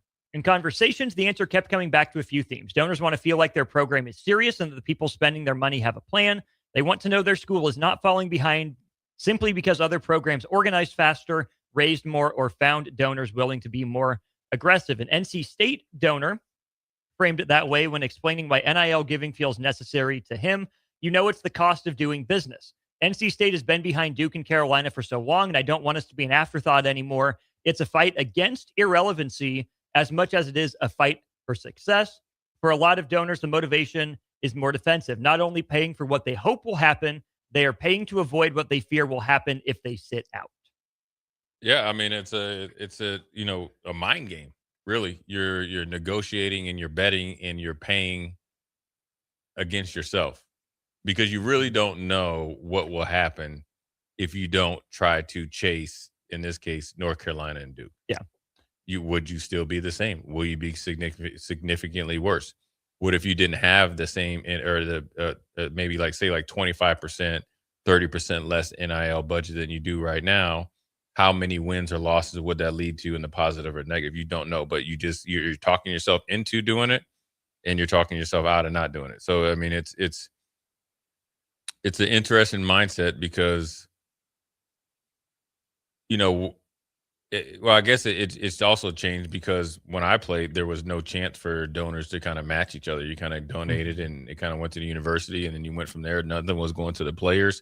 You couldn't buy players or anything like that. Obviously, there's schools, not if you're doing it legally. Like there were schools actually out there doing it, but to this magnitude, there's no way that was happening, right? And so, I think with the way it is now, I think it's a competition type of thing. I think it's a bunch of guys that are getting around, and they don't want to hear that if Austin Oerman is the biggest, donor at Duke and you give, say, $5 million in 2026, and I'm Jay Foreman at NC State, I want to match that and then some. I want to be able to do my part for and then we're talking about schools like NC State, right? Mm-hmm. Because Duke's going to be successful in North Carolina anyways, right? And generally Duke more than North Carolina, especially in the basketball, but NC State, you're doing it just for the glimpse and the hope that you can beat Duke or North Carolina for a year or two, and you can say, amongst your other millionaires and I'm assuming some billionaire friends, I was a part of that. I did that. I gave that money. That's donor number 3. We'll get back to that because I think that's really interesting. Donor number 2 describes the NIL world with a mix of resignation and competitiveness. According to this article, they may dislike the market and still believe they have no choice but to participate in it. A Virginia Tech donor said, "You're stuck between a rock and a hard place. The money keeps going up, and you have guys like Cody Campbell bankrolling teams where that isn't really an issue. They're funding the whole operation. It's hard to rally a donor base to go up against that when it's basically pay to win. At the same time, without some of us donating, I know we have no chance of winning. It's an arms race that you have to accept. Opting out does not make the market more reasonable. It only leaves a program with fewer answers." Yeah, it's interesting. Like I said, I wonder what it would be like if you had less NIL, but you're getting a tremendous amount of money in scholarships. You're getting a tremendous amount of money for weekend money, which they call Husker Bucks down there. They might call, the Wolfpack Packs or whatever they have for NC State. And then say you, instead of paying like on average every player 50,000. So that means your highest player to your least amount of player, the average. If you average, 1 through 105 is 50,000. Say if it was down to 30,000, how many wins would you have or loss? Would it be that much? Would it be 2 wins? Okay, then I could understand it, right? Then how would that affect how many butts are in the stands? Yeah. Really, would it affect it a lot? You have to look at it like that. You can talk yourself into this the way it is. I think you've made it. You've been told that this is the way it is. Then you've been a willing participant. And then so now since you went into the abyss and jumped over into the deep end, you're going to continue to try to swim in it and you want to be successful in it. And I also think that the big part, whether it's donor 1, 2, or 3, a lot of them are not looking at the process as to who you're donating to and who it's going to. Because I think all NIL numbers would be lesser and it still be the same. The team that had 50 million, if they really went in and look at their accounting and who's getting what, the rate of return on the contracts, say it goes down to like 40, that's the high team. And then the team that was at 40 now would be down to 35 or 40 based on that. And I think you wouldn't have these articles because people would be spending more wisely versus blindly doing it. And then next thing you know, like, man, this dude can't walk and chew gum. But I just paid. You got me, at a donor party to give an extra 250,000, and this dude ain't played in 3 years. Yeah. And he's thinking about transferring. You know what I'm saying? Yeah. I mean, it's no different than who was that really famous person said they donated. Well, it might have been Troy Aikman. Yeah, Troy Aikman said he donated to UCLA. The kid was there, and he left a year later. Right? And there's somebody else. Disillusioned him. Yeah, and somebody else said, you know what, I'll donate once they get it together.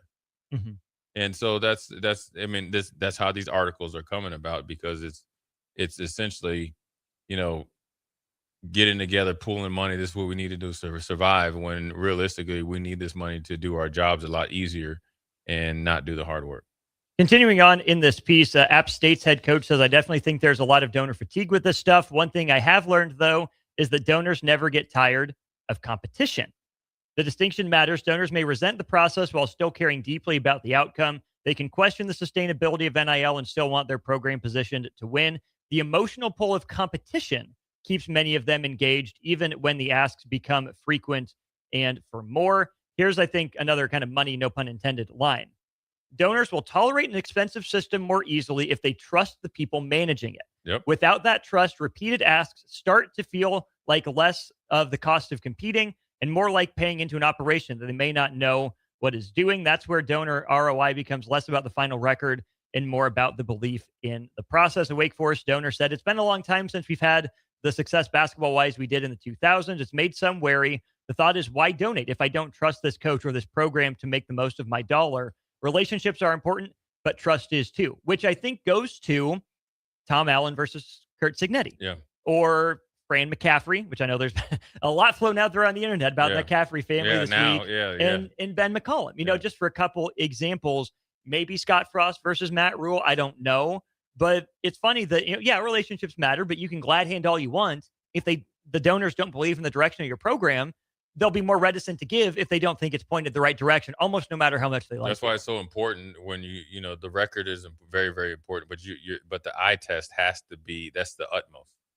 Because if you're part of your NIL is giving a vision for the program. You don't have to be a football expert to go out there and really see whether they're doing what they're saying or not. And there's a good example from Tom Allen and Signetti. Now, it's different when you fire a coach. You automatically get more NIL. Same with Fran McCaffrey, the McCollum at Iowa, and obviously McCaffrey. You talk about relationships. Do you trust them? Well, when you start to hear about some of the article or some of the things that have been going on for 10 years or so in Iowa City with the McCaffrey fan, and it's not fair because they haven't been able to do a rebuttal. But when you hear it from various sources and it's all the same thing, both starts him to become a pattern between him and his wife, and you see how he acts when he coaches, even though he's a very, very good coach. Obviously, you've seen him able to get pinned to the NCAA tournament as well. That's the difference. But I also think, one of the things that you said is very, very important. Donor fatigue is what is real. What are you doing with it? That's why transparency and how you articulate and how you communicate is just as important as wins and losses. is actually probably more important because you're asking people to believe in a vision and actually you're asking them to believe in you. Yeah. And so that's why how you treat people, how you know the difference between perception and reality, and also what you're going to produce with your words. And it has to be led by actions, and your words, action first, words last. And that's where donor fatigue. Oh, you asked me for 300,000 on January. Here we are in September. Where did it? Tell me where the 300,000 went. Well, when you start him-humming around, well, then that's when you listen to dial tone. And so, when you're and if there is no, I would say this: if I was going to be in, fundraising, I would never go to a donor and one that I'm talking to on a regular basis or asking for donations on a decently regular basis. I would never want to catch them by surprise. I would want to have communication with them prior to me asking, meaning I'm always in, we are, and we might not be best friends, but we are, obviously, friendly, if not more friends. more friendly, if not, more than acquaintances, definitely more on the friends, because who wants to hear from somebody, say like I called you and you donated in January. My wife would be pissed. Right. And then, yeah, you did that. Now you got heat at the crib, and then I catch you or I come to your office and I call you again, but you hadn't heard from me for however many months. Then surprise, or I show up at your office and all this other stuff. Then that's where Like you're my long lost stepbrother or something. Because it's not only Austin that you're having that conversation with, or that's caught by surprise. Austin, I'm assuming most millionaires know each other and they hang around the same places. So especially in a place like Nebraska where there's not many. So what are you going to do if you're a little bit PO'd? You're going to talk to your millionaire buddies. Right. Probably at the country club or the, we used to call it the Elks Club or wherever you're at, sitting back, having some wine that you had, got from Myers Cork and Bottle on 13th and South while the sign is lit up like neon Dion. You're it's not what you just do for one. It could be the domino effect. So that's why you have to be very strategic. You have to be very trustworthy. You have to have clarity, and you have to over communicate, and you have to put actions with words. They have got to see it. As we get near the end of the segment, I want to get to this from Chris Holtman, former Ohio State head coach, who's now at DePaul. Yeah. Yep. Chris Holtman says there are donors who have no expectation regarding program access, and they understand this is part of doing business in today's climate. If you want to win, they have some discretionary income and like giving it to something they care about.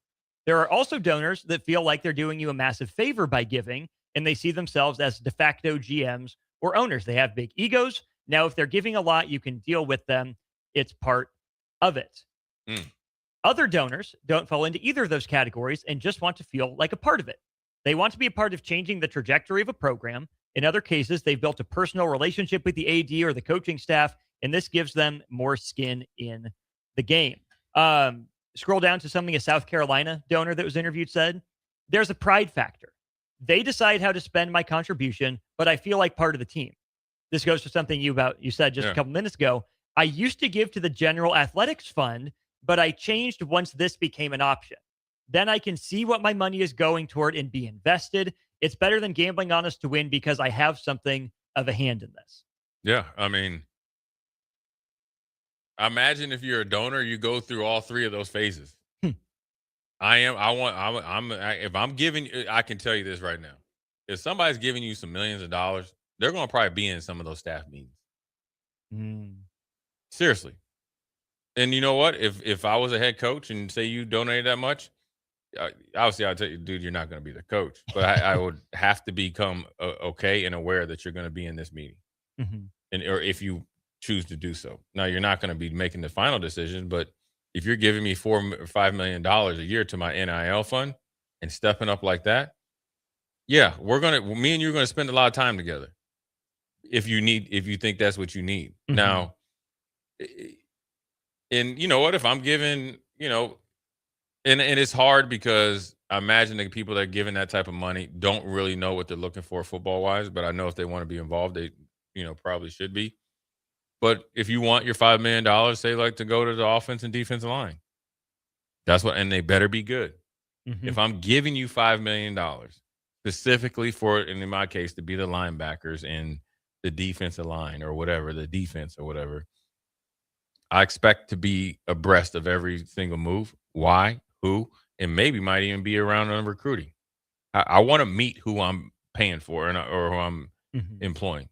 You know what I'm saying? And so don't just want to watch them from the club seats. And then you got gotta some. shake the hand. Then you got some that just, hey, I want to help you guys. I just want to be involved. And then you got some that want to just be able to go to practices, get on the team planes if they have extra seats and all the other stuff. And so that's part of it. One last thing to get to here. A donor who gives because they care deeply about the school may be more frustrated, not less, if they believe the money was wasted. This is part of what makes corporate money attractive, especially for programs trying to reduce the pressure on individual donors. A broader base can make the model feel less dependent on a small group of wealthy supporters who are constantly asked to solve the next problem.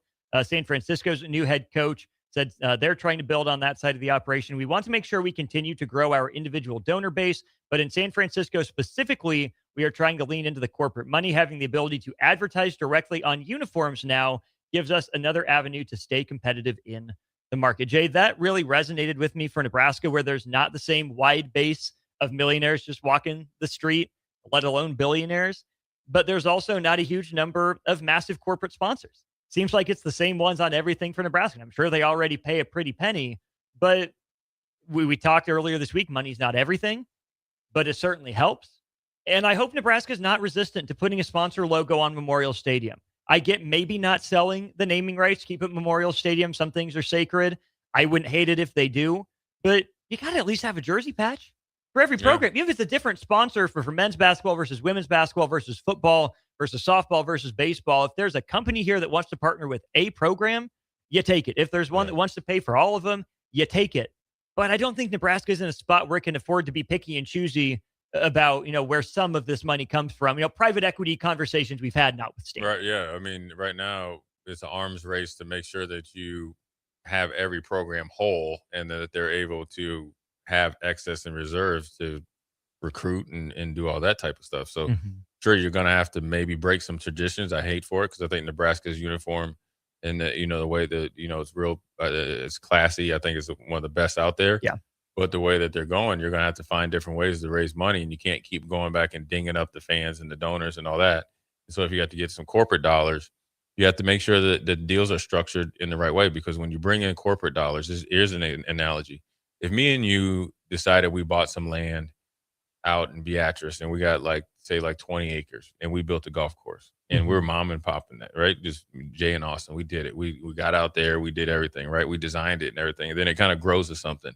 And then we bring in some corporate dollars, right? And they have controlling interests, right? That means they have a ton of money invested in this university.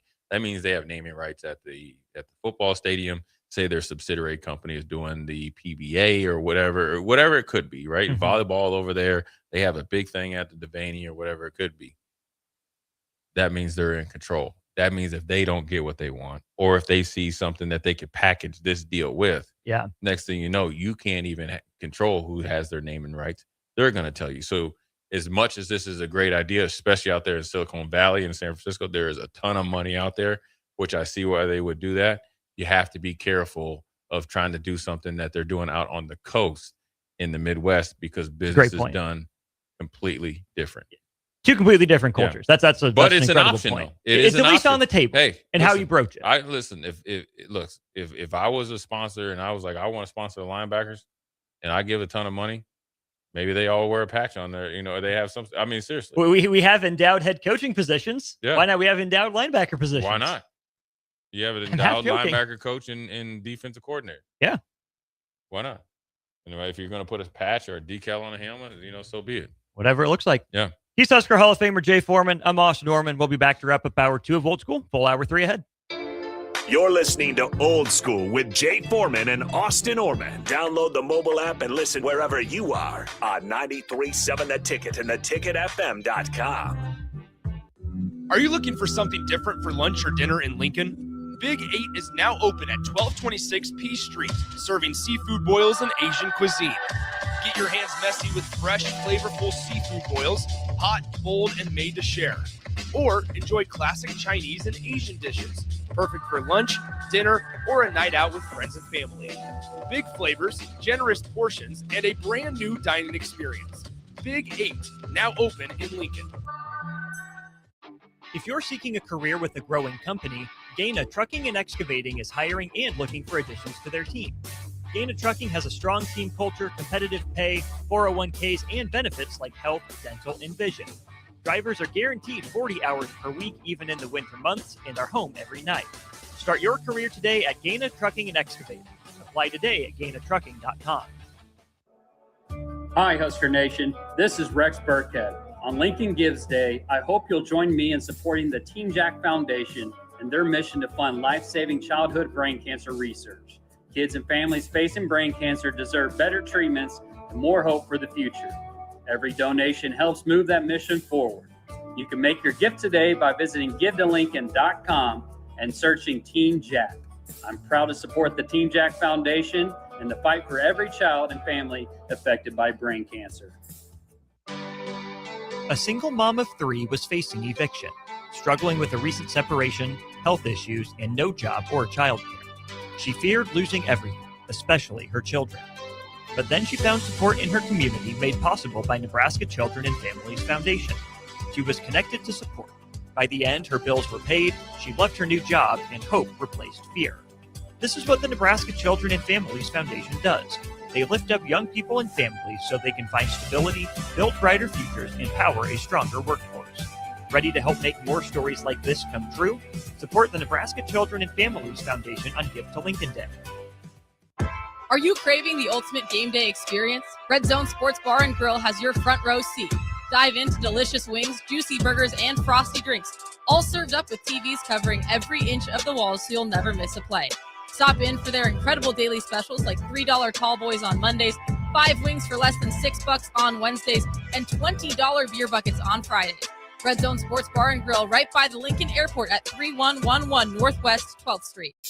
Are you looking for an exciting new way to put your skills to work? Explore new career options in the fintech industry at Currency, a Sandhills global company. We offer full-time positions in financial sales, compliance, operations, and other fields. We also offer a 4.5-day work week, an attractive benefits package, and opportunities for advancement. Put your motivation to work and grow with us at Currency. Visit gocurrency.com/careers to learn more. At Cedars, we're here to make sure that kids have the safety and stability that every child deserves, where they're protected and where they feel safe. You make this possible. Today, more than ever, we need your support to be here for kids who have nowhere else to call home. Now through May 28th, make a big impact through Give to Lincoln. Give to Cedars now at givetolincoln.com. Looking for the right utility tractor for your acreage? Find it at Landmark Implement. Shop our selection of used John Deere compact tractors from 1 through 5 series with the power and versatility to track mowing, yard work, snow removal, and more. For a limited time, get 2.9% financing for 36 months, followed by 6.2% for 24 months with approved credit. We've got the right fit for your property and your budget. Stop by your local Landmark Implement or visit us online at landmarkimp.com today and experience the Landmark difference. Now's the time to schedule your air conditioner service check with Bryant. Make sure it's ready to keep you cool and comfortable when you really need it. Call Bryant Air Conditioning and Heating, 467-1111.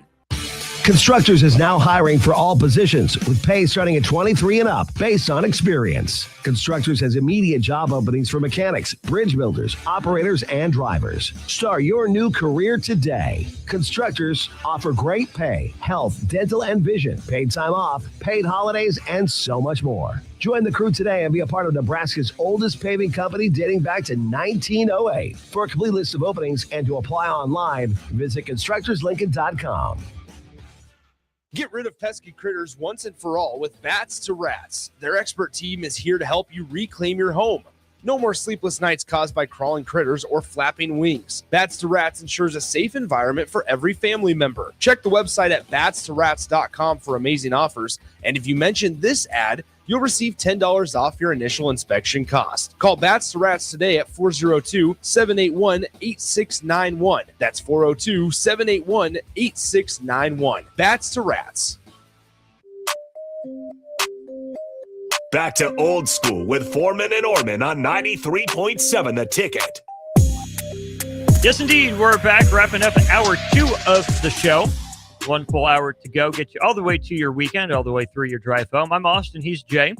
Show brought to you by Graham Tire Company. Jay, I saw this from David Eichholt, who went to college with. He writes for 24/7 Sports, CBS Sports for Iowa. He says, the University of Iowa Athletics Department has purchased the official court used in the NCAA Houston Regional Elite Eight. The new playing surface comes as the current Carver Hawkeye Arena court, last replaced in 2016, had reached a typical point in its life cycle for replacement. Now, had this been the Sweet 16 court, I understand it, but they switch courts, they switch branding. It'll actually go from Sweet 16 branding to Elite 8 branding on the court. Nice court, been used probably once in a couple practices, I suppose. But shoot-arounds, right? Interesting to purchase the court that you lost on, not the court that you won on in the Sweet 16. But I think a good omen for Nebraska fans that Iowa bought a court that they lost on. Yeah, I think maybe I'm sure they were getting at a discount because I'm sure they get new courts every year down there. So, I mean, it's a way to kind of save money. Obviously, what they're trying to do, make it cost effective. Iowa is known for putting banners up and highlighting things even in a losing fashion. So this is right along with them. But if it's something that, they were able to save, those courts are pretty expensive. And obviously lumber and stuff like that is way, way, way more expensive than before. So if they're able to save essentially 40-50% on a brand new court, then why not? I mean, I don't think it's a bad move, but it's an Iowa move. It's not like you're getting the floor where you got to the Final Four and you hit a like a program changing shot or something. So say like Vanderbilt hit that half court shot against us and Vanderbilt needed to do it. Then you're like, all right, we got to have it. Yeah, because you have a little plaque there for my man that hit the shot or something. Or when, if Nebraska was able to do it when Frager hit the shot or something like that, or some iconic moment, it'd be kind of go hand in hand with it. I think Iowa was bargain shopping, and actually it worked out well for them. Here's the best part. Now they have to figure out what they do with the Caitlin Clark logo. Because they commemorated the spot where she hit the shot that broke the all-time scoring record or whatever. So they'll be able to redo it, won't they? Probably, and that's the thing. David continues, the upgrade ensures a high-performance surface for student-athletes, yada, yada. For the first time since the arena opened in 1983, the parquet layout, the stripes go in the different directions within each square, will be replaced with a modern single-surface design. So I assume all they have to do is, scrub the paint off or, burnish the paint off, buff it off, and then paint over top of it. Yeah. But, I get that these courts get updated all the time, kind of like the Ship of Theseus thing. You replace it one board at a time. By the time you replace every board, is it still the same boat? Right, yeah. A little philosophical kind of Yeah, question, that is true. But, I'm sure they'll have Caitlin Clark there, her where she hit her shot and stuff like that. But, I was on the come up. They're trying to find ways to cost cut and obviously highlight their season this year. I think it's, Iowa, they have a different view on winning. It works for them. It's worked against us. Unfortunately for us, in the Sweet 16, and they have a way of doing business, and there's nothing wrong with it, but it is right on brand though. And you know what? Tip your hat to them. They ain't changing. Nope. So thank goodness they're not changing, but dang it, try to change. Yeah, you probably need to, got modern times. You gave your coach I think $2 or $3 million bump as far as in his pay. Obviously, he had North Carolina and the likes of North Carolina and some other schools, kind of knocking at his door. I think you could probably spring for a parquet floor bought brand new. You would think. I would think that you have it. All that corn up there, all the ethanol you're making up there, I'm sure you have enough money. Odds are good. Thomas in Lincoln says it's another thing to rub in Nebraska's face. No, it's the Elite 8 floor, not the Sweet 16 floor. Different floors. They trade them out. Or at least I assume the baselines are traded out because you actually get branding that says Elite 8 on it and Sweet 16 on it. So I don't think it's the exact same court, so they can't really rub it in Nebraska's face. Illinois can rub it in Iowa's face. I assume they'll play there either this year or next year it would be. Hey, and Mr. Underwood just broke bread today. As he does. Break bread 2026, Brad Underwood. I call him Brad Overwood at this point. Yeah, guarantee you he's in downtown Chicago having tomahawk steak tonight. Or maybe he's in Croatia doing some more overseas recruiting. That's exactly where he's at. He's probably eating some bear or something. In Lithuania, he's in Croatia, he's in Estonia. Man. He's eating the backstrap of some bear or something like that, man. He's definitely living life. He's definitely over in Europe. It's like, yeah, that didn't come through in rubles. That came through in dollars. We're going to have a good night tonight. Oh, we're good. Yeah. 5284. I love the Iowa slander. Well, hey, you're in the right place. He's Jay Foreman. I'm Austin Oerman. Hour 3 of Old School next. Watch Old School live on Facebook, YouTube, or Twitch. Old School with Foreman and Oerman on 93.7 The Ticket and theticketfm.com. This is Lincoln's home for sports talk on the FM dial. Also online at theticketfm.com. On the internet. KNTK FM Firth, 93.7 The Ticket. This is Jordy Ball for Anderson Ford. For years, Anderson has relied on an exceptional customer experience. But just this once, they're going to rely on a really great pitch. Right now, lease a 2026 Ford F-150 for $199 per month for 36 months. Experience better at Anderson Ford. Stock number 1008721. Previous service loaner. $199 per month. Lease for 36 months with approved credit. 7,500 miles per year. 10650 to assignee. No security deposit required. Tax, title, and license fees extra. Residency restrictions apply. Program subject to change. Must take new retail delivery from Anderson Auto Group by 7/6/26. It's that time of the year, baseball fans. State baseball is back on the air on 93.7 The Ticket. Join Nick Sainer, Tristan Gomez, and me, Austin Oerman, for all the action from Werner Park. We'll bring you all the games from Werner, including the opening rounds in Class A and Class B, as well as all 3 state championship games thanks to our great local sponsors. It's state championship baseball all week long on 93.7 The Ticket, theticketfm.com, and streaming worldwide on Facebook, Twitter, YouTube, and the free Ticket app. Looking for the right utility tractor for your acreage? Find it at Landmark Implement. Shop our selection of used John Deere compact tractors from 1 through 5 series with the power and versatility to track mowing, yard work, snow removal, and more. For a limited time, get 2.9% financing for 36 months, followed by 6.2% for 24 months with approved credit. We've got the right fit for your property and your budget. Stop by your local Landmark Implement or visit us online at landmarkimp.com today and experience the Landmark difference. Sandhills Global is growing right here in Lincoln. With our expanding campus and continued growth, we're hiring across a wide range of careers, from interns to experienced professionals. Join the team at Sandhills Global and build your career with competitive pay, great benefits, and real opportunities to grow. Visit sandhills.jobs to view openings and apply today. That's sandhills.jobs.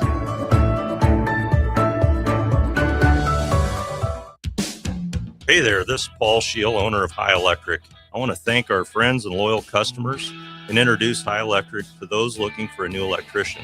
We've been serving the Lincoln and Omaha area for over 30 years, from design to install, upgrades, and repair. If you are a homeowner or a small business needing some electrical work, call us at 402-466-6606 or check us out at hyelectric.com. We look forward to hearing from you. Are you craving the ultimate game day experience? Red Zone Sports Bar and Grill has your front row seat. Dive into delicious wings, juicy burgers, and frosty drinks, all served up with TVs covering every inch of the walls so you'll never miss a play. Stop in for their incredible daily specials like $3 tall boys on Mondays, 5 wings for less than $6 on Wednesdays, and $20 beer buckets on Fridays. Red Zone Sports Bar and Grill right by the Lincoln Airport at 3111 Northwest 12th Street. Lincoln's go-to for fun isn't new. It's a place that's been a staple of the city for years and is only getting better. Matson's Bowling and Billiards always has open bowling available with no long lines, unlike other centers. They have live music almost every weekend and great food at EJ's Bar and Lounge, with seating for 150 people. They have popular meals like the EJ Burger, pizza for the whole family, and famous EJ's Wings. Contact Sarah to book a party for friends, coworkers, or family at Matson's Bowling and Billiards, just south of 48th and Holdridge. Are you looking for an exciting new way to put your skills to work? Explore new career options in the fintech industry at Currency, a Sandhills Global company. We offer full-time positions in financial sales, compliance, operations, and other fields. We also offer a 4.5-day work week, an attractive benefits package, and opportunities for advancement. Put your motivation to work and grow with us at Currency.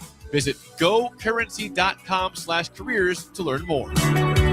When you were a kid, clubs were cool. Robotics club and space club and stuff like that. But what do adults get? Book clubs and quilting clubs? Nah, forget that. How about margarita clubs and old-fashioned clubs? Get to Upside Bar and Lounge for the best clubs in town. Try all 10 varieties of Upside margaritas or old fashions and take home a free souvenir glass. Grab the whole crew and pair it with taco night on Mondays or whiskey Wednesdays. Upside Bar and Lounge at 29th and Pine Lake.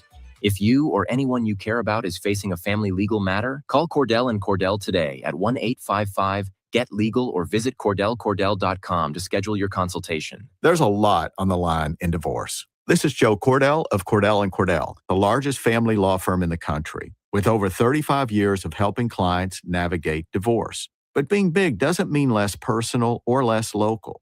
Our attorneys live and work in your community, and as neighbors, they understand the challenges your families face. Divorce touches all areas of your life: your home, savings, retirement, and of course, kids. So when you find yourself facing divorce, you need a partner you can count on. Visit CordellCordell.com to schedule your consultation. If you or anyone you care about is facing divorce, contact Cordell and Cordell today. With over 100,000 clients served, we understand the challenges you're facing on a personal level. Call Cordell and Cordell today at 1-855-GET-LEGAL. That's 1-855-GET-LEGAL. 1221 N Street, Lincoln.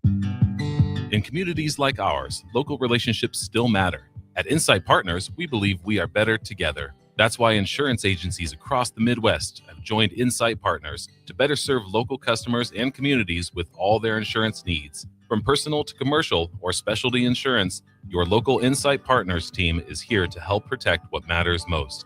Insight Partners, better together. Learn more at myinspartners.com. Coming at you live from the heart of downtown Lincoln. This is Old School with Foreman and Oerman. Nebraska Football Hall of Famer Jay Foreman.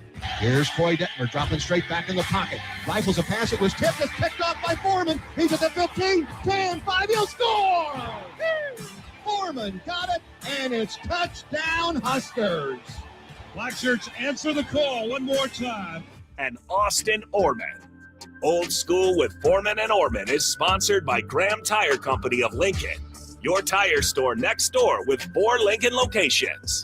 Old School with Foreman and Oerman on 93.7 The Ticket and theticketfm.com.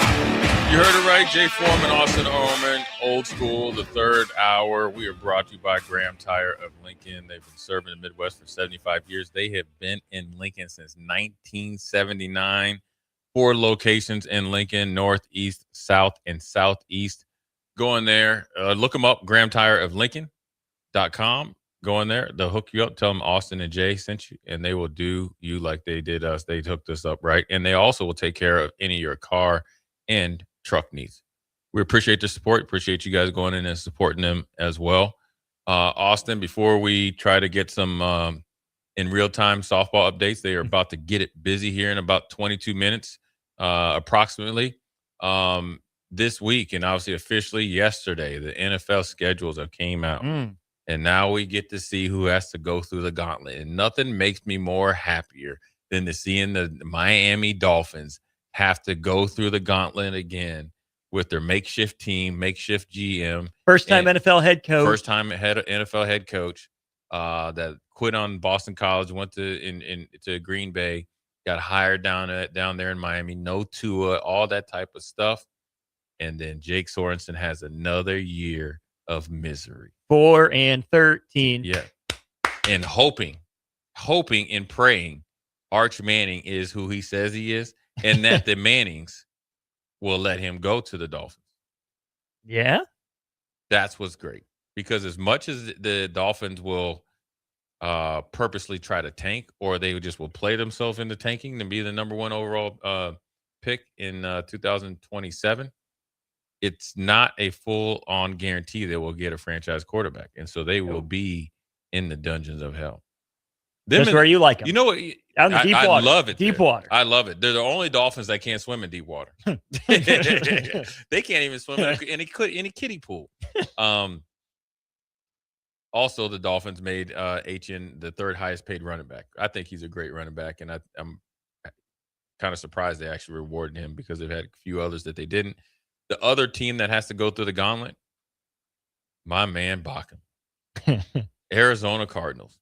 They said, Kyler Murray, pocket Hercules. You had a good year. Bye-bye. We are going to make sure that we don't have a franchise quarterback. Now, I do think they got Carson Beck. I think they got a sneaky first-round pick a little bit later in the draft. So if he pans out in a year or two, I like that pick. But they do not have a starting quarterback at the level of their conference right now. No. They have Jacoby Brissett that's assuming he's going to hold out because he wants to get paid, maybe not like a top flight starter, but he probably wants to get this last big contract for him. He wants to be that bridge guy between the consummate backups and the guy that actually plays. Yeah, and he does a good job. Mm-hmm. He's Mr. 7 and 9. He's Mr. 7 and 9. He is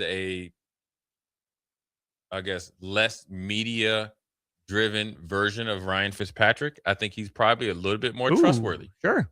Okay. Ryan Fitzpatrick is the same. He'll play 4 or 5 games for you, look great, and he'll play 4 or 5 games, look like he's never played again. Jacoby Brissett is the same. You've seen him at the Colts. Yeah. He turns around like, oh, this could be our future. Not so fast, my friend. Yeah. Right. But he's at Arizona, a young and upcoming team. Again, another coach, an offensive-minded coach. He will be the starter this year unless something crazy happens. And even if something crazy happens where they want to force Carson Beck in there, kind of like what Cleveland did with Shedeur Sanders and see what they have, and Dylan Gabriel, he wants to be compensated because he is their franchise quarterback right now. And it doesn't help that they have the hardest schedule. I think I want to get paid if I'm going to take that type of beating that he might be taking with that offensive line. But the schedule coming out, again, some teams have to travel a little bit more than they probably like. The Atlanta Falcons told the league, we do not want to play in this game against New Orleans. It's been 20th years that we don't want to be in this game. Oh, you don't? Guess what? You're in this game. You're in this game. Congratulations. Now they have a kick off the season on Wednesday night. They're here's where I think it's a little bit tricky. This is from a player's perspective. It's great that we play on Wednesday, but after they have the final cuts, yes, it's less time and you get to play, a game. Mm-hmm. But then you're essentially in a bye week and you're not even in rhythm. You want the bye week after you're banged up a little bit or you're in a rhythm. Mm-hmm. And so the NFL is pretty much going to start having games on Monday through Sunday. If they keep going, they'll play 25 games if you let them. They will. Yeah, and so what are your thoughts on the schedule release? And not the easy games, Pats, Seahawks rematch and all that stuff. I don't love that being week 1. I don't either. I'd rather be week 2. I don't think the Pats are as sellable, especially after this offseason, as people thought they were when we saw them last play, which was the Super Bowl. Mm-hmm. I think that Miami had it tough. I think that's a big takeaway. I think you look at other teams that fashion themselves contenders. I think the Bears, by ESPN's metric, just a pure opponent win percentage from last year. Now, by virtue of their turnaround, it's going to look that way. Let's see how real you are for the Bears, for the Patriots. Can you validate it? Yeah. Because guess what? You go worst to first or worst to second. Guess what? That strength of schedule ticks up. Like the Patriots, easiest schedule in the league. And now they're on the harder end, not the hardest. They're about 20 points of win 2%, so 20 points of win percentage behind the Chicago Bears, 55% versus 53% from last year. But you look at some other teams down the list. The Seahawks and the Rams are barely above 50%. The Cowboys facing a schedule with less than 50% win rate last year. The Steelers in that same boat as well. Now it seems like they have quarterback settled or settling. Philly, not a bad year last year, not a year to their standards. Are they able to capitalize on a schedule that's in about the bottom third or bottom quartile? With that roster, you better. That roster, the Ravens are in flux, facing a little bit easier of a schedule. The Lions, right, by virtue of a down year with injuries for them, have a little bit of an easier schedule. I don't want to say that any of these teams have an easy road. I mean, you of all people can speak to. And you just never know in the NFL, but there's some teams that are working with a little bit more of a stacked deck than others. Yeah. And talent-wise. And Philly fits that. Detroit, when healthy, fits that. Especially because the continuity from the head coach and ownership. I would even say Dallas does on the offensive side. That's a problem for a lot of teams out there. So but you just never know. Every year you think Green Bay is going to be good, Philly's going to be good, and something can go wrong or the continuity's off. The A.J. Brown situation won't probably be done until July 1 is when he gets cut or traded, or June 1, excuse me. Well, and unfortunately for the Eagles, they have to, pay full price or fair price. Right. Because there aren't those leaks being spread anymore about what A.J. Brown's so worth. now it just costs you, and then you don't necessarily know if it'll go through because of that. And to say you have to keep him on for another year, then you're waiting for, another situation to come up. Then your offer gets worse. And your offer gets worse. Then you lose leverage. You lose a couple games. There's a lot of things, the domino effects that can, affect some teams. But when you let's just look at Dallas, right? Every year, Dallas is, they're kind of like Nebraska. Like the last time they won a championship was when we won a national championship. But every year they're in the news. They're a blue blood, right? They have a high profile owner, Jerry Jones. Every year he told you, he said it last year, and it's commendable that he said it, but people really weren't listening. I'd like to create chaos in the offseason, and we win the offseason because everybody thinks that we're going to win a Super Bowl. So you Dallas Cowboy fans that are breaking your TVs and getting on the internet of your reaction to losing to anybody and everybody, blame Jerry Jones. But when you look at the schedule right now, if I'm Jerry Jones, I'm thinking I'm for sure starting 3-0. You got to. Right? Then you go to Houston. Okay. We feel that our offense right now, as it sits, is better than Houston's. If our defense is a little bit like a step or two below it, we should win that game. Maybe a one-score game. But let's just say you're 3-1. You don't fear Tampa Bay on a short week at home. Okay, then you go to Green Bay. That's probably a tough thing to do, right? Then you get a week off. Then you go to Philly. Oddly enough, Dallas has played Philly dang well. Yeah. At times. Yeah. And especially at Philly, right? Now you had the whole, I call it spit gate with Carter spitting on towards Dak Prescott. Didn't even play a play. I mean, go through warm-ups first game. Oh, you know what? I'll be at home by the time halftime starts. And then you play the Cardinals. You play at Indianapolis. And Indianapolis, I think, normally would be a good challenge. Where's Daniel Jones? Or where is he at, and how is that offense going? So let's just say that advantage Dallas, even though it's on the road. Coin flip. Right? San Francisco, they're your nemesis. Right? Comes down to clock minute. Tennessee, layup. Philly, you match up well with. At Seattle, probably L. You go to L.A., okay, that's another one. But then you play Jacksonville, you feel really good against them. Then you play New York at Washington. You feel good about that if your defense is improved and your offense stays the same. 12-5 ceiling? It could be. And then I'm telling you, this would be horrible. Pete Ferguson would be off the chain. Jerry Jones would be off the chain. Every Cowboy fan. I mean, you would see Cowboy fans at Husker games left and right.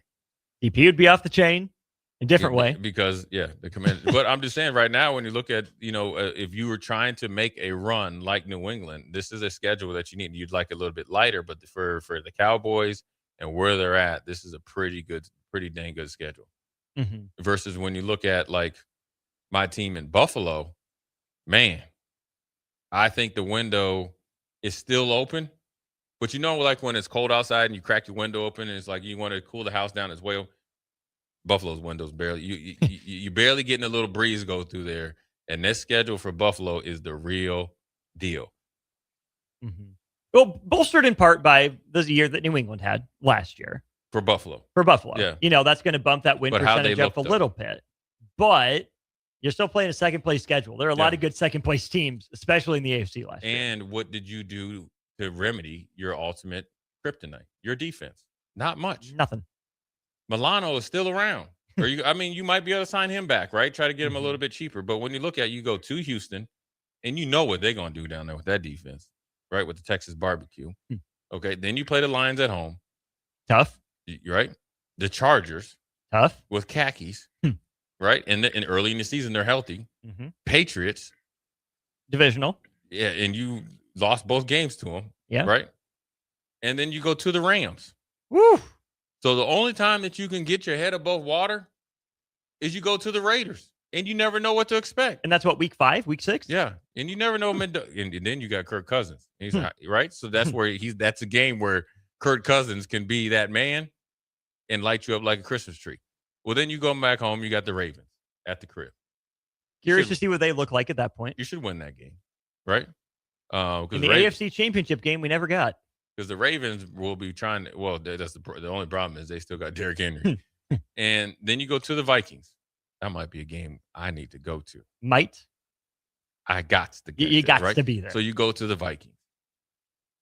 All right, I like Josh Allen against Pocket Hercules. I like it a chance, right? But they're still at the Vikings. You go to the Jets. That's a win. Got it. Right? But with the Dolphins, win. Got it. Chiefs at the crib. Find a way. Yeah. Chiefs don't have a cakewalk either. I know, but there's not many games where you're like, yeah, Buffalo winning those games up to now. You're like potentially 3 and something. Yeah. With the Chiefs coming in, with Mahomes probably playing. He'll be back by then. Almost guaranteed. Emmett trying to do something. That might be an L. Then you go to New England. I've been there in December. Cold. Then you go from New England to Green Bay. Back-to-back weeks. And then guess what? You get Ben Johnson and Mr. Take Your Shirt Off. He comes to the crib. Okay? Then where it gets even better. The DJ Moore Bowl. Then after that, on a short week, you go to Denver. Oh, no, all the way across the country. No, thank you. And they might sign Von Miller. And guess what? It's still cold. Yeah. And Denver probably going to be rolling too, right? And then, okay, we'll give you a little break. You need some fun in the sun. Go down to Miami. Get you a nice little dub. Be 85 degrees. You won't be used to it. And the last game to get Enjoy the your Jets. sweat. Last time you get the Jets. That's the clear your locker out game by looking at that schedule. Not fair, man. Buffalo, man. It's tough. It's tough. So are you saying just making the playoffs is a good year for Buffalo this year? They went 12-5 last year. They did. And it felt a little disappointing. First year head coach now in Brady. 10-7 would be right on par. Right on par. Of those games, I don't know if they made the playoffs with 10 wins. Of those tough games that you mentioned, which will be the most important for Buffalo to win, obviously in terms of playoff positioning, but also psyche of the team? They got to beat New England. They especially have to beat New England at home. Ravens, Chiefs. Yes, as well. One of those two at home. And then they need to go on the road and win at Green Bay or Broncos or something like that. The Jets and stuff, you need to sweep the Jets. You need to sweep the Dolphins. You need to try to split between the teams. As I said, you'd like to beat the Bears. And listen, going to the Rams and the Raiders to get to where you want to be, if you could go out on the West Coast trip there in 2 games in 6 days and go 2-0 and really come out of the gates against the Rams and beat the Raiders, you'll be well. Then you might go up to. You might be able to squeak out 12 wins.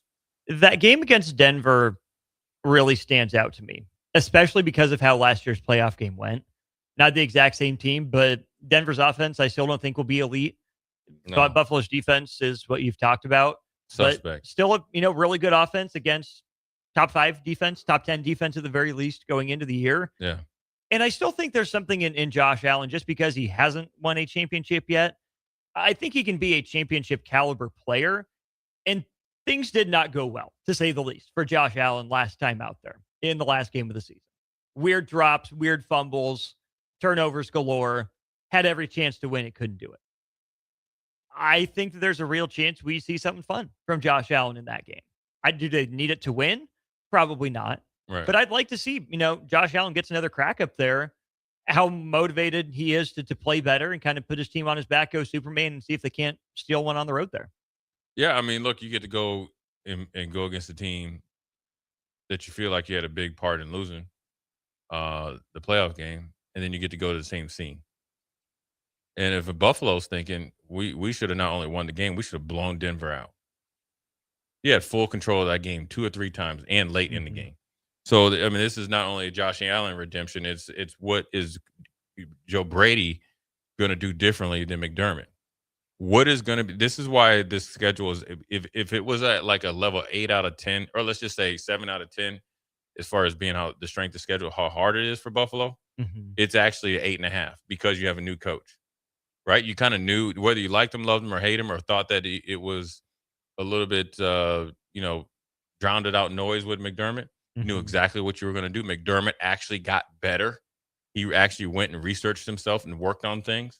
So you really can't say it was just like the same old super reheated. What is Brady going to bring that's so different than McDermott? Because if you want people to question you as a first-time head coach in any level, and Josh Allen's play caller, handpicked, go out there and start messing up with the clock. Go out there and not be able to finish games or by running the ball or being able to devise a plan for pretty much one of the few close to unstoppable players in the NFL right now. And if you I wouldn't say you lose the locker room, people will be looking at you kind of crazy. On top of you stuck your neck out there for Keon Coleman. On top of you're the head coach, you have the GM's ear, and Matt Milano, who was your defensive captain, is not on your roster, and he's not on anybody's roster by my knowledge right now. And in for a defense that's struggling, when you have Ed Oliver and Phillips and company, you need Matt Milano, a healthy one, to make plays.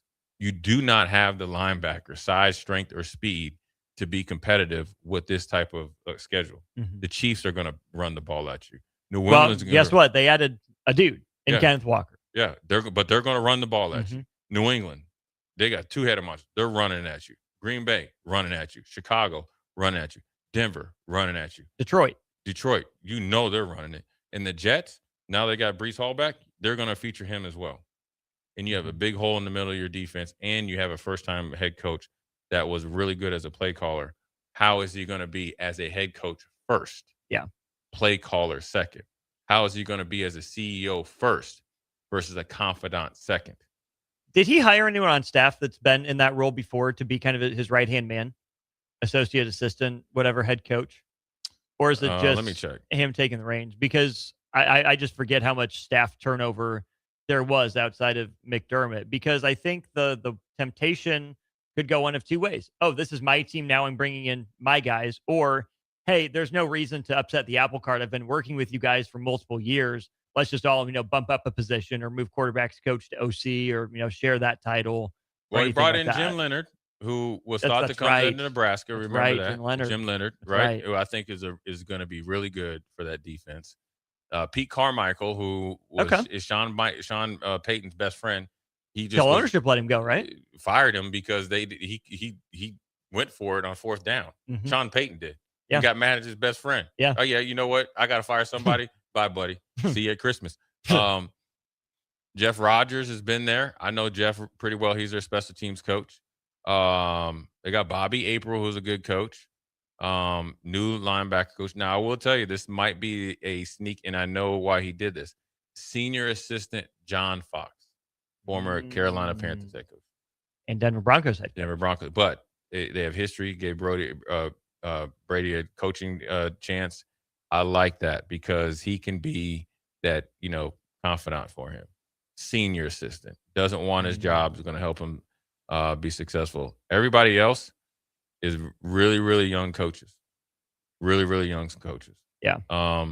That's where you're going to have to really be excellent in what you're doing as a head coach because you're a young coach as well, and your staff is very, very young. So we shall see. We're going to take a quick break, see if we can get some softball updates by the time we come back. Jay Foreman, Austin Oerman, Old School. We'll be right back. You're listening to Old School with Jay Foreman and Austin Oerman. Download the mobile app and listen wherever you are on 93.7 The Ticket and theticketfm.com. If you or anyone you care about is facing a family legal matter, call Cordell and Cordell today at 1-855-GET-LEGAL or visit CordellCordell.com to schedule your consultation. There's a lot on the line in divorce. This is Joe Cordell of Cordell & Cordell, the largest family law firm in the country, with over 35 years of helping clients navigate divorce. But being big doesn't mean less personal or less local. Our attorneys live and work in your community, and as neighbors, they understand the challenges your families face. Divorce touches all areas of your life: your home, savings, retirement, and of course, kids. So when you find yourself facing divorce, you need a partner you can count on. Visit CordellCordell.com to schedule your consultation. If you or anyone you care about is facing divorce, contact Cordell and Cordell today. With over 100,000 clients served, we understand the challenges you're facing on a personal level. Call Cordell and Cordell today at 1-855-GET-LEGAL. That's 1-855-GET-LEGAL. 1221 N Street, Lincoln. At Planet Fitness, we know how important it is to take care of both your mind and body. That's why now through May 15th, all new members get free massage amenities all month long, so you can reset, recover, and leave feeling stronger than when you came in. Join the club for just $1 down, $15 a month, and get free massage amenities for the month of May. No commitment. Deal ends May 15th. Planet Fitness. We're all strong on this planet. See club for details. Imagine if the people who work at your bank or neighbors who could help with a home loan. Congratulations, you're approved. Or friends who love to shop local. Have a good one. At UBT, who you work with matters just as much as what you're working toward. Hey, thanks for helping. That's why your money has more than a banker. It has people. Union Bank and Trust. Member FDIC.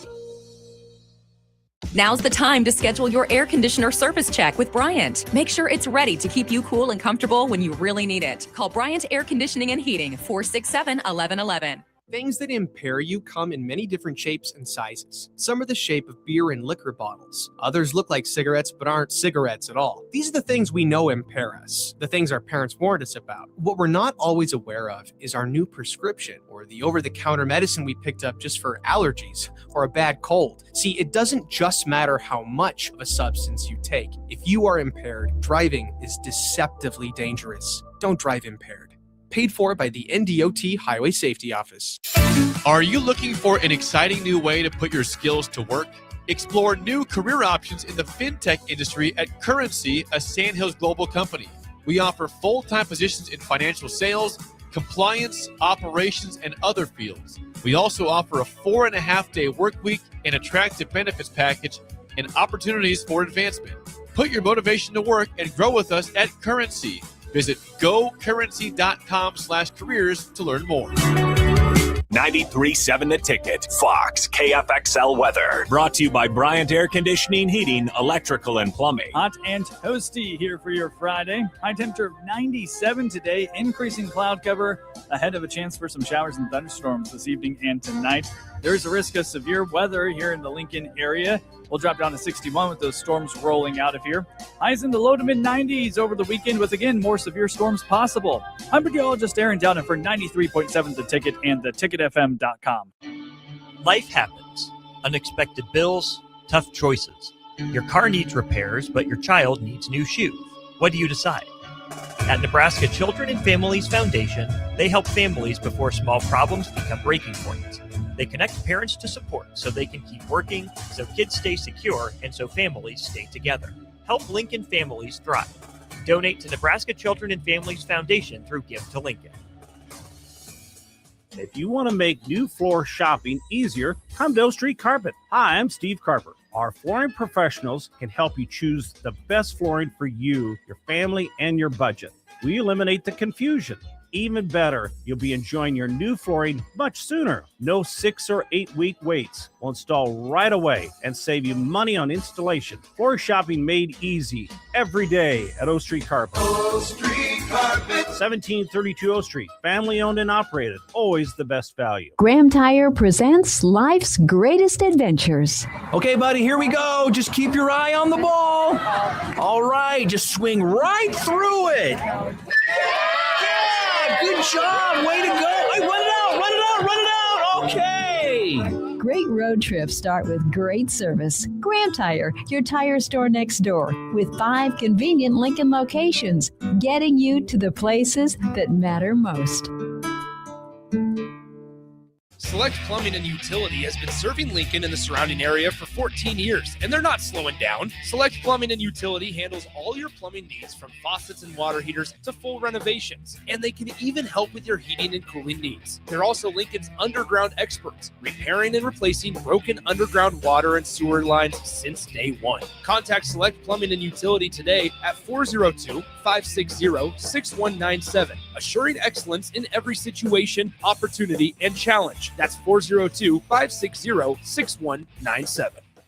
Big value and big flavor meet at Wings and Rings thanks to the all-new delicious Duo Combo.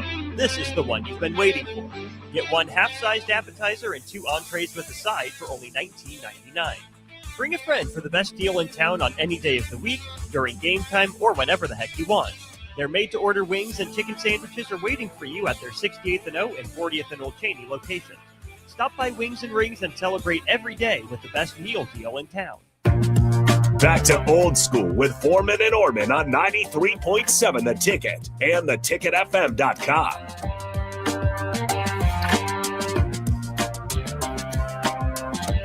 But we're back. Jay Foreman, Austin Oerman, Old School to New School Way, 1040 O Street. We just got word that softball is going to get busy about, 6:02, Austin? 6:02 officially. So, Austin, we spent some time over there yesterday. I also got the vibe to see what the, what's the feeling is. And we got to interview two of the South Dakota players.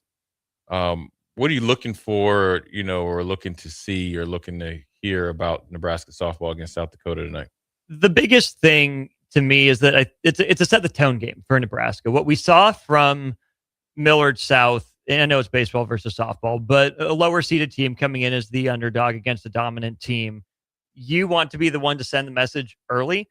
And so regardless of who Nebraska sends to the mound, presumably it'll be Jordy Fromm, have a clean inning, have a clean first inning. Don't get into trouble. Seems like when teams have gotten to her, it's been early on. And every sign of life you give a team that comes in playing confident, the more they're going to take that and run with it. Right. You think that Nebraska has a pretty overwhelming talent advantage, but guess what? Both teams are in the same spot right now. The NCAA tournament in the Lincoln Regional. They're not paying attention to the 1 by Nebraska's name or the 4 by South Dakota's name or the number 4 overall seed by Nebraska's name. This is a South Dakota team that took on and beat 2 out of 3 times then in the Summit League tournament, one of the premier mid-major programs in the country in Omaha, and played them tight up in Vermilion as well. So they're not going to back down. They're not going to be scared. If you're Nebraska, you can't just coast by on talent. It has to be the little things that get you through. And one of the little things is not being afraid to flex your muscle. You just win. It's the postseason. You survive in advance. But I think it's important for teams in Nebraska's position to have a game or two where they flex their muscle, where they show off, the entire battery and say, hey, this is what we're capable of. Watch out. Because then whether it's, Louisville or Grand Canyon tomorrow, again, not going to be scared, but, that's what we're going up against. And that just changes your mindset a little bit, whether you want it to or not. Yeah, I mean, I think it's always good to get out to a good start. Now, obviously, a win is a win, and you can't try to save people or anything like that, because the people you save, you might not be able to use at the time that you need them, because you might not make it. So I think, the strategy of how to go about their business, I think, bodes well for Nebraska, because they went through this last year, right? And they can draw back on some of the learning lessons that they learned, maybe from seeing LSU not, handle their business, right? Yeah. And up close and personal. And then see, the letdown that they had for themselves, but the things that propelled them to be successful in the postseason last year. They don't want anybody else to do that through their region. But then also, I think being familiar with yourself in these high pressure situations, you can kind of go out there and execute more freely and, see the path, to the future, hopefully, getting to the College World Series and, getting a step further than they did last year and possibly winning it. I think it's a different team, different mindset. The one thing that I think is also, I think I'm going to look for and look to, see and read about and hear about is the ability to refocus, restart, and re-challenge. So you went through the regular season, great year. Went through the Big Ten, obviously handle your business. And then now it's like win or go home. Everything. And it doesn't mean that you have to put more pressure on yourself, but sometimes, like we've seen, and we talked about it before you got here, we talked about the Detroit Pistons.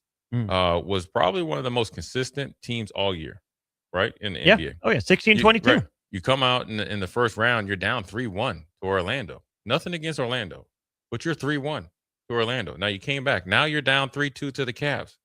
So that's what I'm talking about. They weren't able to refocus, recharge, and really step up to the new challenge. I want to see Nebraska softball do that. I think they have a great leadership to do so. I think they have a great head coach. I think they have a great leader and player in Jordy. I think they have a ton of complementary players that just aren't complementary players. They're all-stars as well. And I also think that this team has a singular purpose as well. How far does that go? It goes a long way because it's a quiet confidence. And it takes them a long way because they've been singular focused for such a long time. You get what I'm saying? In the offseason, they've been focused. They had a goal and they worked towards it. They've seen the fruition. It's on to the next. And now they have that, quote unquote chip on their shoulder because they're a number 4 seed when they were number 1. They feel the disrespect. Now the disrespect is going to turn into respect that I'm going to take from you and force you to give me. Mhm. And that's what you're going to probably see here in about 30 minutes. Get started real quickly. I like your Pistons example because I'm a big Cade Cunningham guy. That's been made clear on this program. He's been good. He hasn't been overwhelming necessarily. And his running mate, Jalen Duren, has been completely played off the map. Right. Yeah. Wendell Carter he took his heart and took his girlfriend. And guess what? Cleveland continues to do the same. Yeah. At least the heart part, if not the girlfriend part at this point. And I know Cleveland's been through more playoff fires, and that means something. Nebraska is a little more postseason tested than South Dakota has been. But I think my Cade Cunningham point goes 2 ways. Number one, is he the no doubt best player in the series? No. I mean, you have Spida Mitchell on the other side. Evan Mobley's got some promise, certainly. But Cade Cunningham is capable of taking over any single game. We've seen it in stretches. What helps a guy take over a game is having a good running mate. Mm-hmm. If Jordy Fromm's a little bit off, guess what? Here comes Alexis Jensen. Yeah. If the top of Nebraska's lineup is off, well, guess what? You have 6 people in the bottom half of the lineup, bottom 2/3 of the lineup that are still hitting, 275 or better. Right. It seems like every single spot in that lineup has come through at some point whenever their number's been called. Battle tested. Absolutely. Yeah. Might seem like an unlikely hero just because it's not one of the top 3 names, but the consistency up and down the lineup, we haven't seen Nebraska have an off day as a team in a while. There's always been at least a bright spot, and Nebraska's been more than competitive in every single game, especially against top competition. And so having, superstars like Jordy Fromm or a superstar in the making like Alexis Jensen, right, solid, consistent upperclassmen bats in the lineup, you can't neutralize all 9. It's right, really hard to neutralize all 9. So someone's going to have a good game. Maybe not the one you would think of because it's hard to predict a sport like this, but you have the ability for a superstar to take over and the role players to step up at any time. Yeah, and that's the when you have a true team, depth obviously lead you to championships, but then also the way that they've been able to adjust all year. And you talk about being singular focused. That's everybody knowing when it's my time to step up and shine, I'm going to be ready. That's when you can go out there and actually play more free, where you're not sitting around and waiting for Jordy to do her thing, or she has to pitch a phenomenal game and all that. And if the ump is off, and then then you can, then that becomes a factor in it. That's why they've been able to, look at every challenge, adapt to it, excel in it. And that's why when you start against South Dakota, they're probably going to be looking to set the tone. And obviously, look, hosting a regional comes with different, pressure and purpose. And I think they welcome it. They don't talk about it. They just went about it and worked at it. And they're actually living in the moment. I know I'm big on looking at the body language. Very loose, very excited, very gracious for people to come in to see the Nebraska softball facility and what they got going on here, but also know that they're ready to defend their home turf. And that's the type of mentality that you want as you start to look towards to hopefully a long run in this college women's softball playoff. And it's nice that it gets to start at home. Yeah. Good regional. Louisville's plenty talented. GCU's plenty talented. South Dakota's playing some good softball right now. But I think we gloss over the fact that for as good as Nebraska was last year, they didn't get to host. This is a new experience for them. It's been since 2013 since Nebraska's hosted a regional. So as battle tested as you are, and as much as I think we trust Nebraska's talent and their mindset, their ability to take the show on the road, the ability to block out distractions in a historic year for the program, it's still fair and honest to say that they haven't been in this exact position before. They haven't hosted. Yeah. They haven't done this many interviews. There hasn't been this much interest in the program. There haven't been this many wins. There hasn't been, 4 teams practicing on their field. They've had their run of the place. It's new. Yeah. It's different. They're only human too. And I'm not at all trying to, put Nebraska on upset alert or, it's, going to be a miracle if Nebraska makes it out. I mean, they're clearly favored to not just win this one, but whatever comes next and make it to Oklahoma City here in a couple weeks. But it is fair to bring up that we've seen top teams, we've seen teams that felt more impeachable even than this Nebraska team stumble and fall. Yeah. It's on the table, and it's on Nebraska to do, I know what you talk about sometimes, fight the human nature of it. Yeah. Yeah, I mean, that's just, that's part of what they have leadership for. That's why they have Coach Ravel, that she has a ton of experience in doing so. And so they're able to talk about these things and welcome it and not be caught. I think a lot of times when you get caught by surprise, say like LSU last year, or a team that's not able to live up to expectations, is you kind of shy away from any, You know what? It's like I always say about some of these kids when you guys say, "Hey, man, this is what you need to do in the off season to get a little bit better," and they give you that glossed over look, right? Yeah. They're not. First of all, they're not listening, and it's questionable whether they're hearing you, right? They're just in the moment, and they have a unique ability to block it out. When you have that mentality, and this is not Nebraska's team, but I think teams that fall on their face have that mentality. I don't want to hear anything that we need to get better at. Let's just do this, and let's just be very comfortable. I think they've done a really good job of being comfortable when they've been uncomfortable, and that's why they've been able to do things that nobody's really thought they could do, or they've done it a long time around here. And the payoff is they're hosting a regional, and it's going to be the first game of many, on a magical run this year, because you feel it, because they have the talent, they have, and I'll call it the star power, but they have competitors.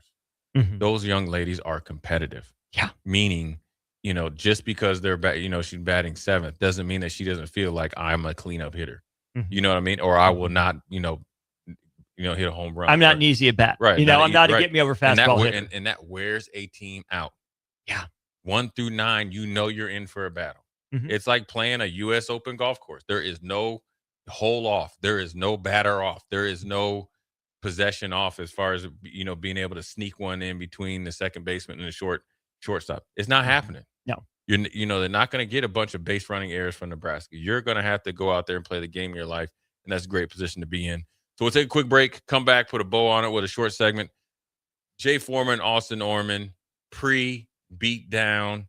We couldn't say Eve. Pre-beat down for Nebraska softball. Old School. We'll be right back. Watch Old School live on Facebook, YouTube, or Twitch. Old School with Foreman and Oerman on 93.7 The Ticket and theticketfm.com. Graham Tire presents life's greatest adventures. Okay, buddy, here we go. Just keep your eye on the ball.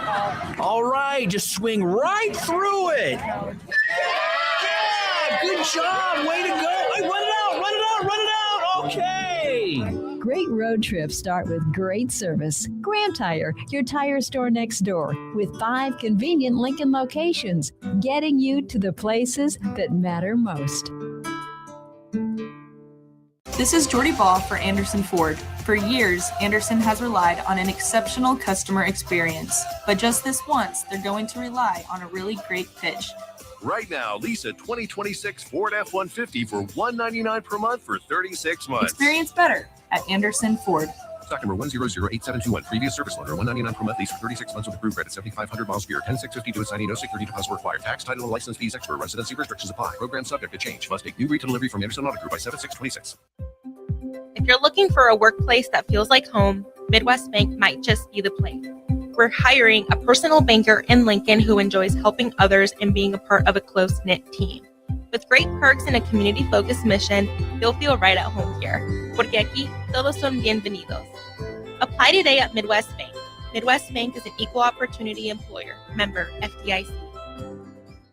Lincoln is full of great golf courses in a state that is getting national recognition for exceptional golf. Friend Country Club is worth the drive, just 40 minutes from Lincoln and home to one of the state's most respected 9-hole courses. Enjoy their restaurant with popular items like a 14-ounce ribeye, 10-ounce sirloin, or chicken fried steak. Open Thursday through Saturday from 5:30 to 10 p.m. Expand your horizons with a trip to Friend Country Club, just 40 minutes southwest of Lincoln. It's worth a visit. Don't ignore changes in your skin. Get them checked. May is Skin Cancer Awareness Month, and early detection could save your life. If you've noticed a new spot, a changing mole, or anything that doesn't look quite right, now is the time to act, not later. As you head into summer, protect your skin and stay proactive about your health. At Advanced Medical Imaging, they're here to support your care with advanced technology and a team you can trust, because catching something early can make all the difference.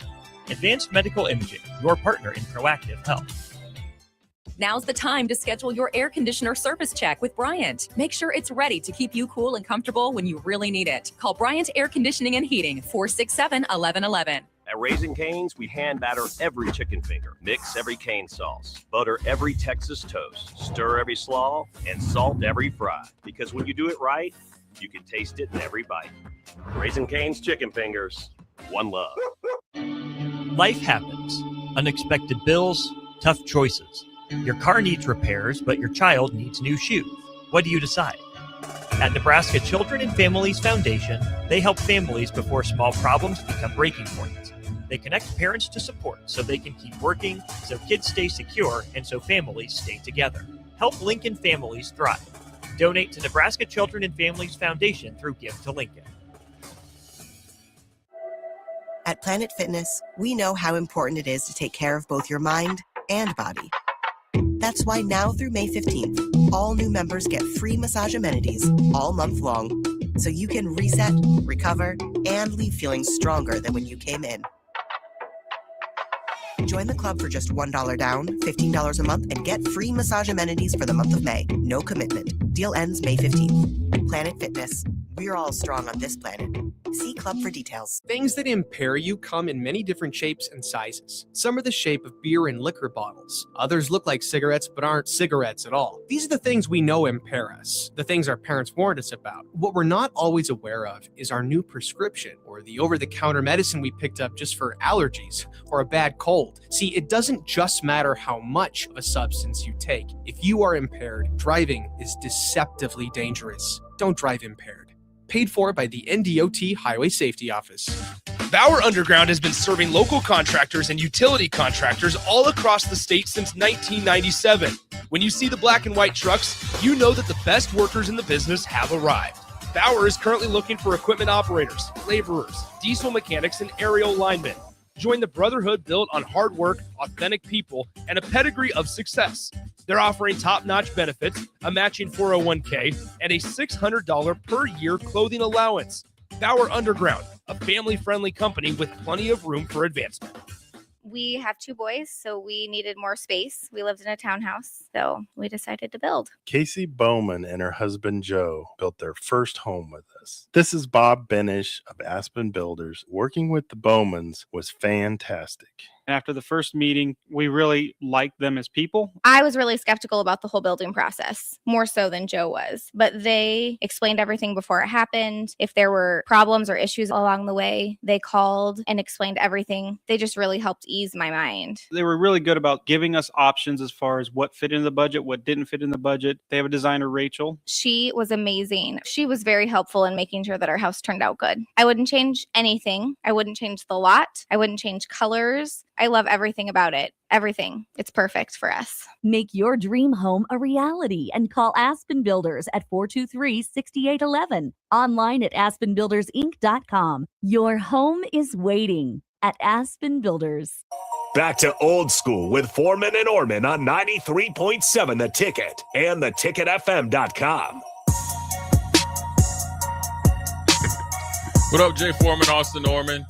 Old School, quick segment here before we get this weekend started. And obviously, Nebraska softball will be getting busy here in about 10 minutes.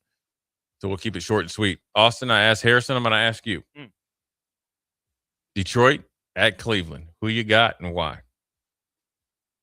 I've got Cleveland because Jalen Duren's not a factor. I just don't think Detroit has enough. I think they took a lot of great strides in roster construction. Clearly not enough for a team that's been there, been through the fire like Cleveland. That I thought had some holes coming in that made them susceptible to Toronto, but they grinded their way through that series, found a way to emerge victorious.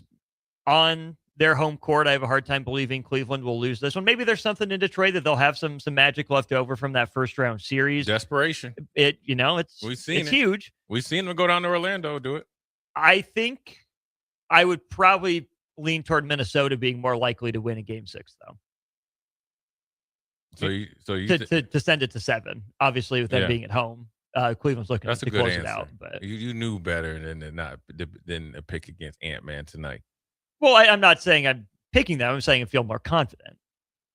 Well, dang. Well, who are you picking? I don't know. I think it's going to be a fantastic game. Look, Harrison's even laughing at you. Are you picking San Antonio or are you picking I like to play the middle road. I know you do. I like to play the middle road. Your Obi-Wan Kenobi thing ain't working right now. Who are you picking? I was just telling you during the break, the Timberwolves put out an updated injury report, and that injury report added Terrence Shannon Jr. to the list with a head contusion. Like, how does that happen? You probably got an elbow. Oh, is that I guess? That lets you know this game's going to be physical.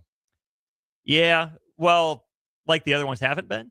This is going to be overly physical. Hey. It's going to be purposeful in the first quarter to let Wemby know what Minneapolis is about, representing.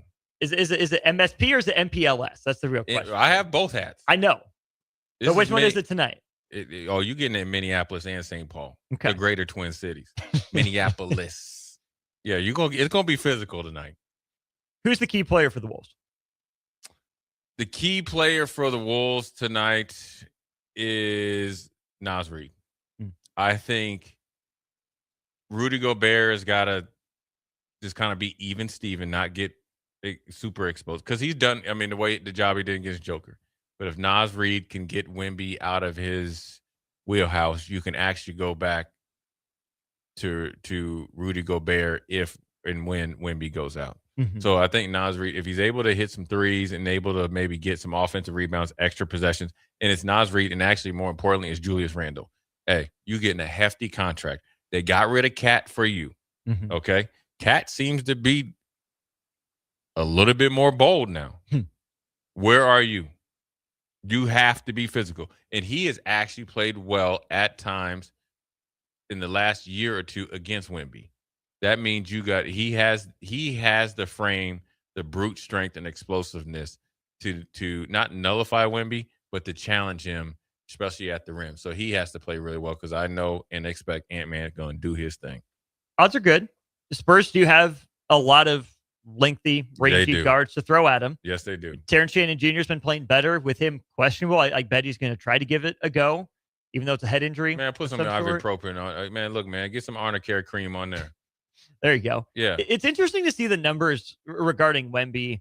Teams that challenge him, like I think if Wemby has 8 blocks in a game, which is obviously a lot, teams actually have a decent winning percentage. You'd think, well, you're getting your stuff rejected all the time. Yeah, but you're into his chest. Yeah. A lot of these maybe times you're challenging him at the rim, likely in foul trouble. The other thing the Wolves did, they did it in the first round against Denver, and they were able to do it a little bit in their game 2 win, I think it was, whichever game they won their first one, was they were able to stretch Wemby out. They weren't allowing the Spurs to just keep him in drop in the paint and, be there to be the alien that he is. They got him caught in no man's land, where he's far enough away from the play that he couldn't quickly contest to the perimeter, but he also wasn't close enough to threaten the lob or the drive. So if Minnesota has ways to put Victor Wembanyama in conflict, if they have ways to play De'Aaron Fox out of the rotation, I know he's been a little banged up, but Dylan Harper's been pretty incredible for the Spurs. He's been really good. I'm curious to see how much longer that can last. He is a rookie after all, and a rookie beyond his years, right? There's NBA bloodlines there from his dad and his brother. So he's not scared at the moment. There's a reason he's arguably the best, Spurs lefty in the playoffs since Manu Ginobili. Yeah. There's some similarities there. But I think that it feels to me like San Antonio is living on a little bit of borrowed time from Dylan Harper right now. I'm expecting him to come back to earth, whether it's this series or potential, clash against OKC. He's got big challenges if they're able to get through the Timberwolves. But hopefully I'd like to see Game 7. That'd be I think it's a series that's worthy of Game 7. Oh, without Not a so doubt. much Cleveland, Detroit. I think Cleveland needs to go ahead, push through, and see what they can do against the Knicks. But that's a great week here. Continue to listen. Austin and Nick Sainer do a really good job. High school baseball kicking off on Monday. Actually, we're going to have it again tomorrow with, I think, Tristan. It'll be me and Nick tomorrow. You and Nick tomorrow. 9 and 9. Right, you and Nick. You know who game 1 is tomorrow, right? Who? LPX. That's going to be biased there. But anyways, for Jay Foreman, Austin Oerman, Old School, we'll holler at you next week.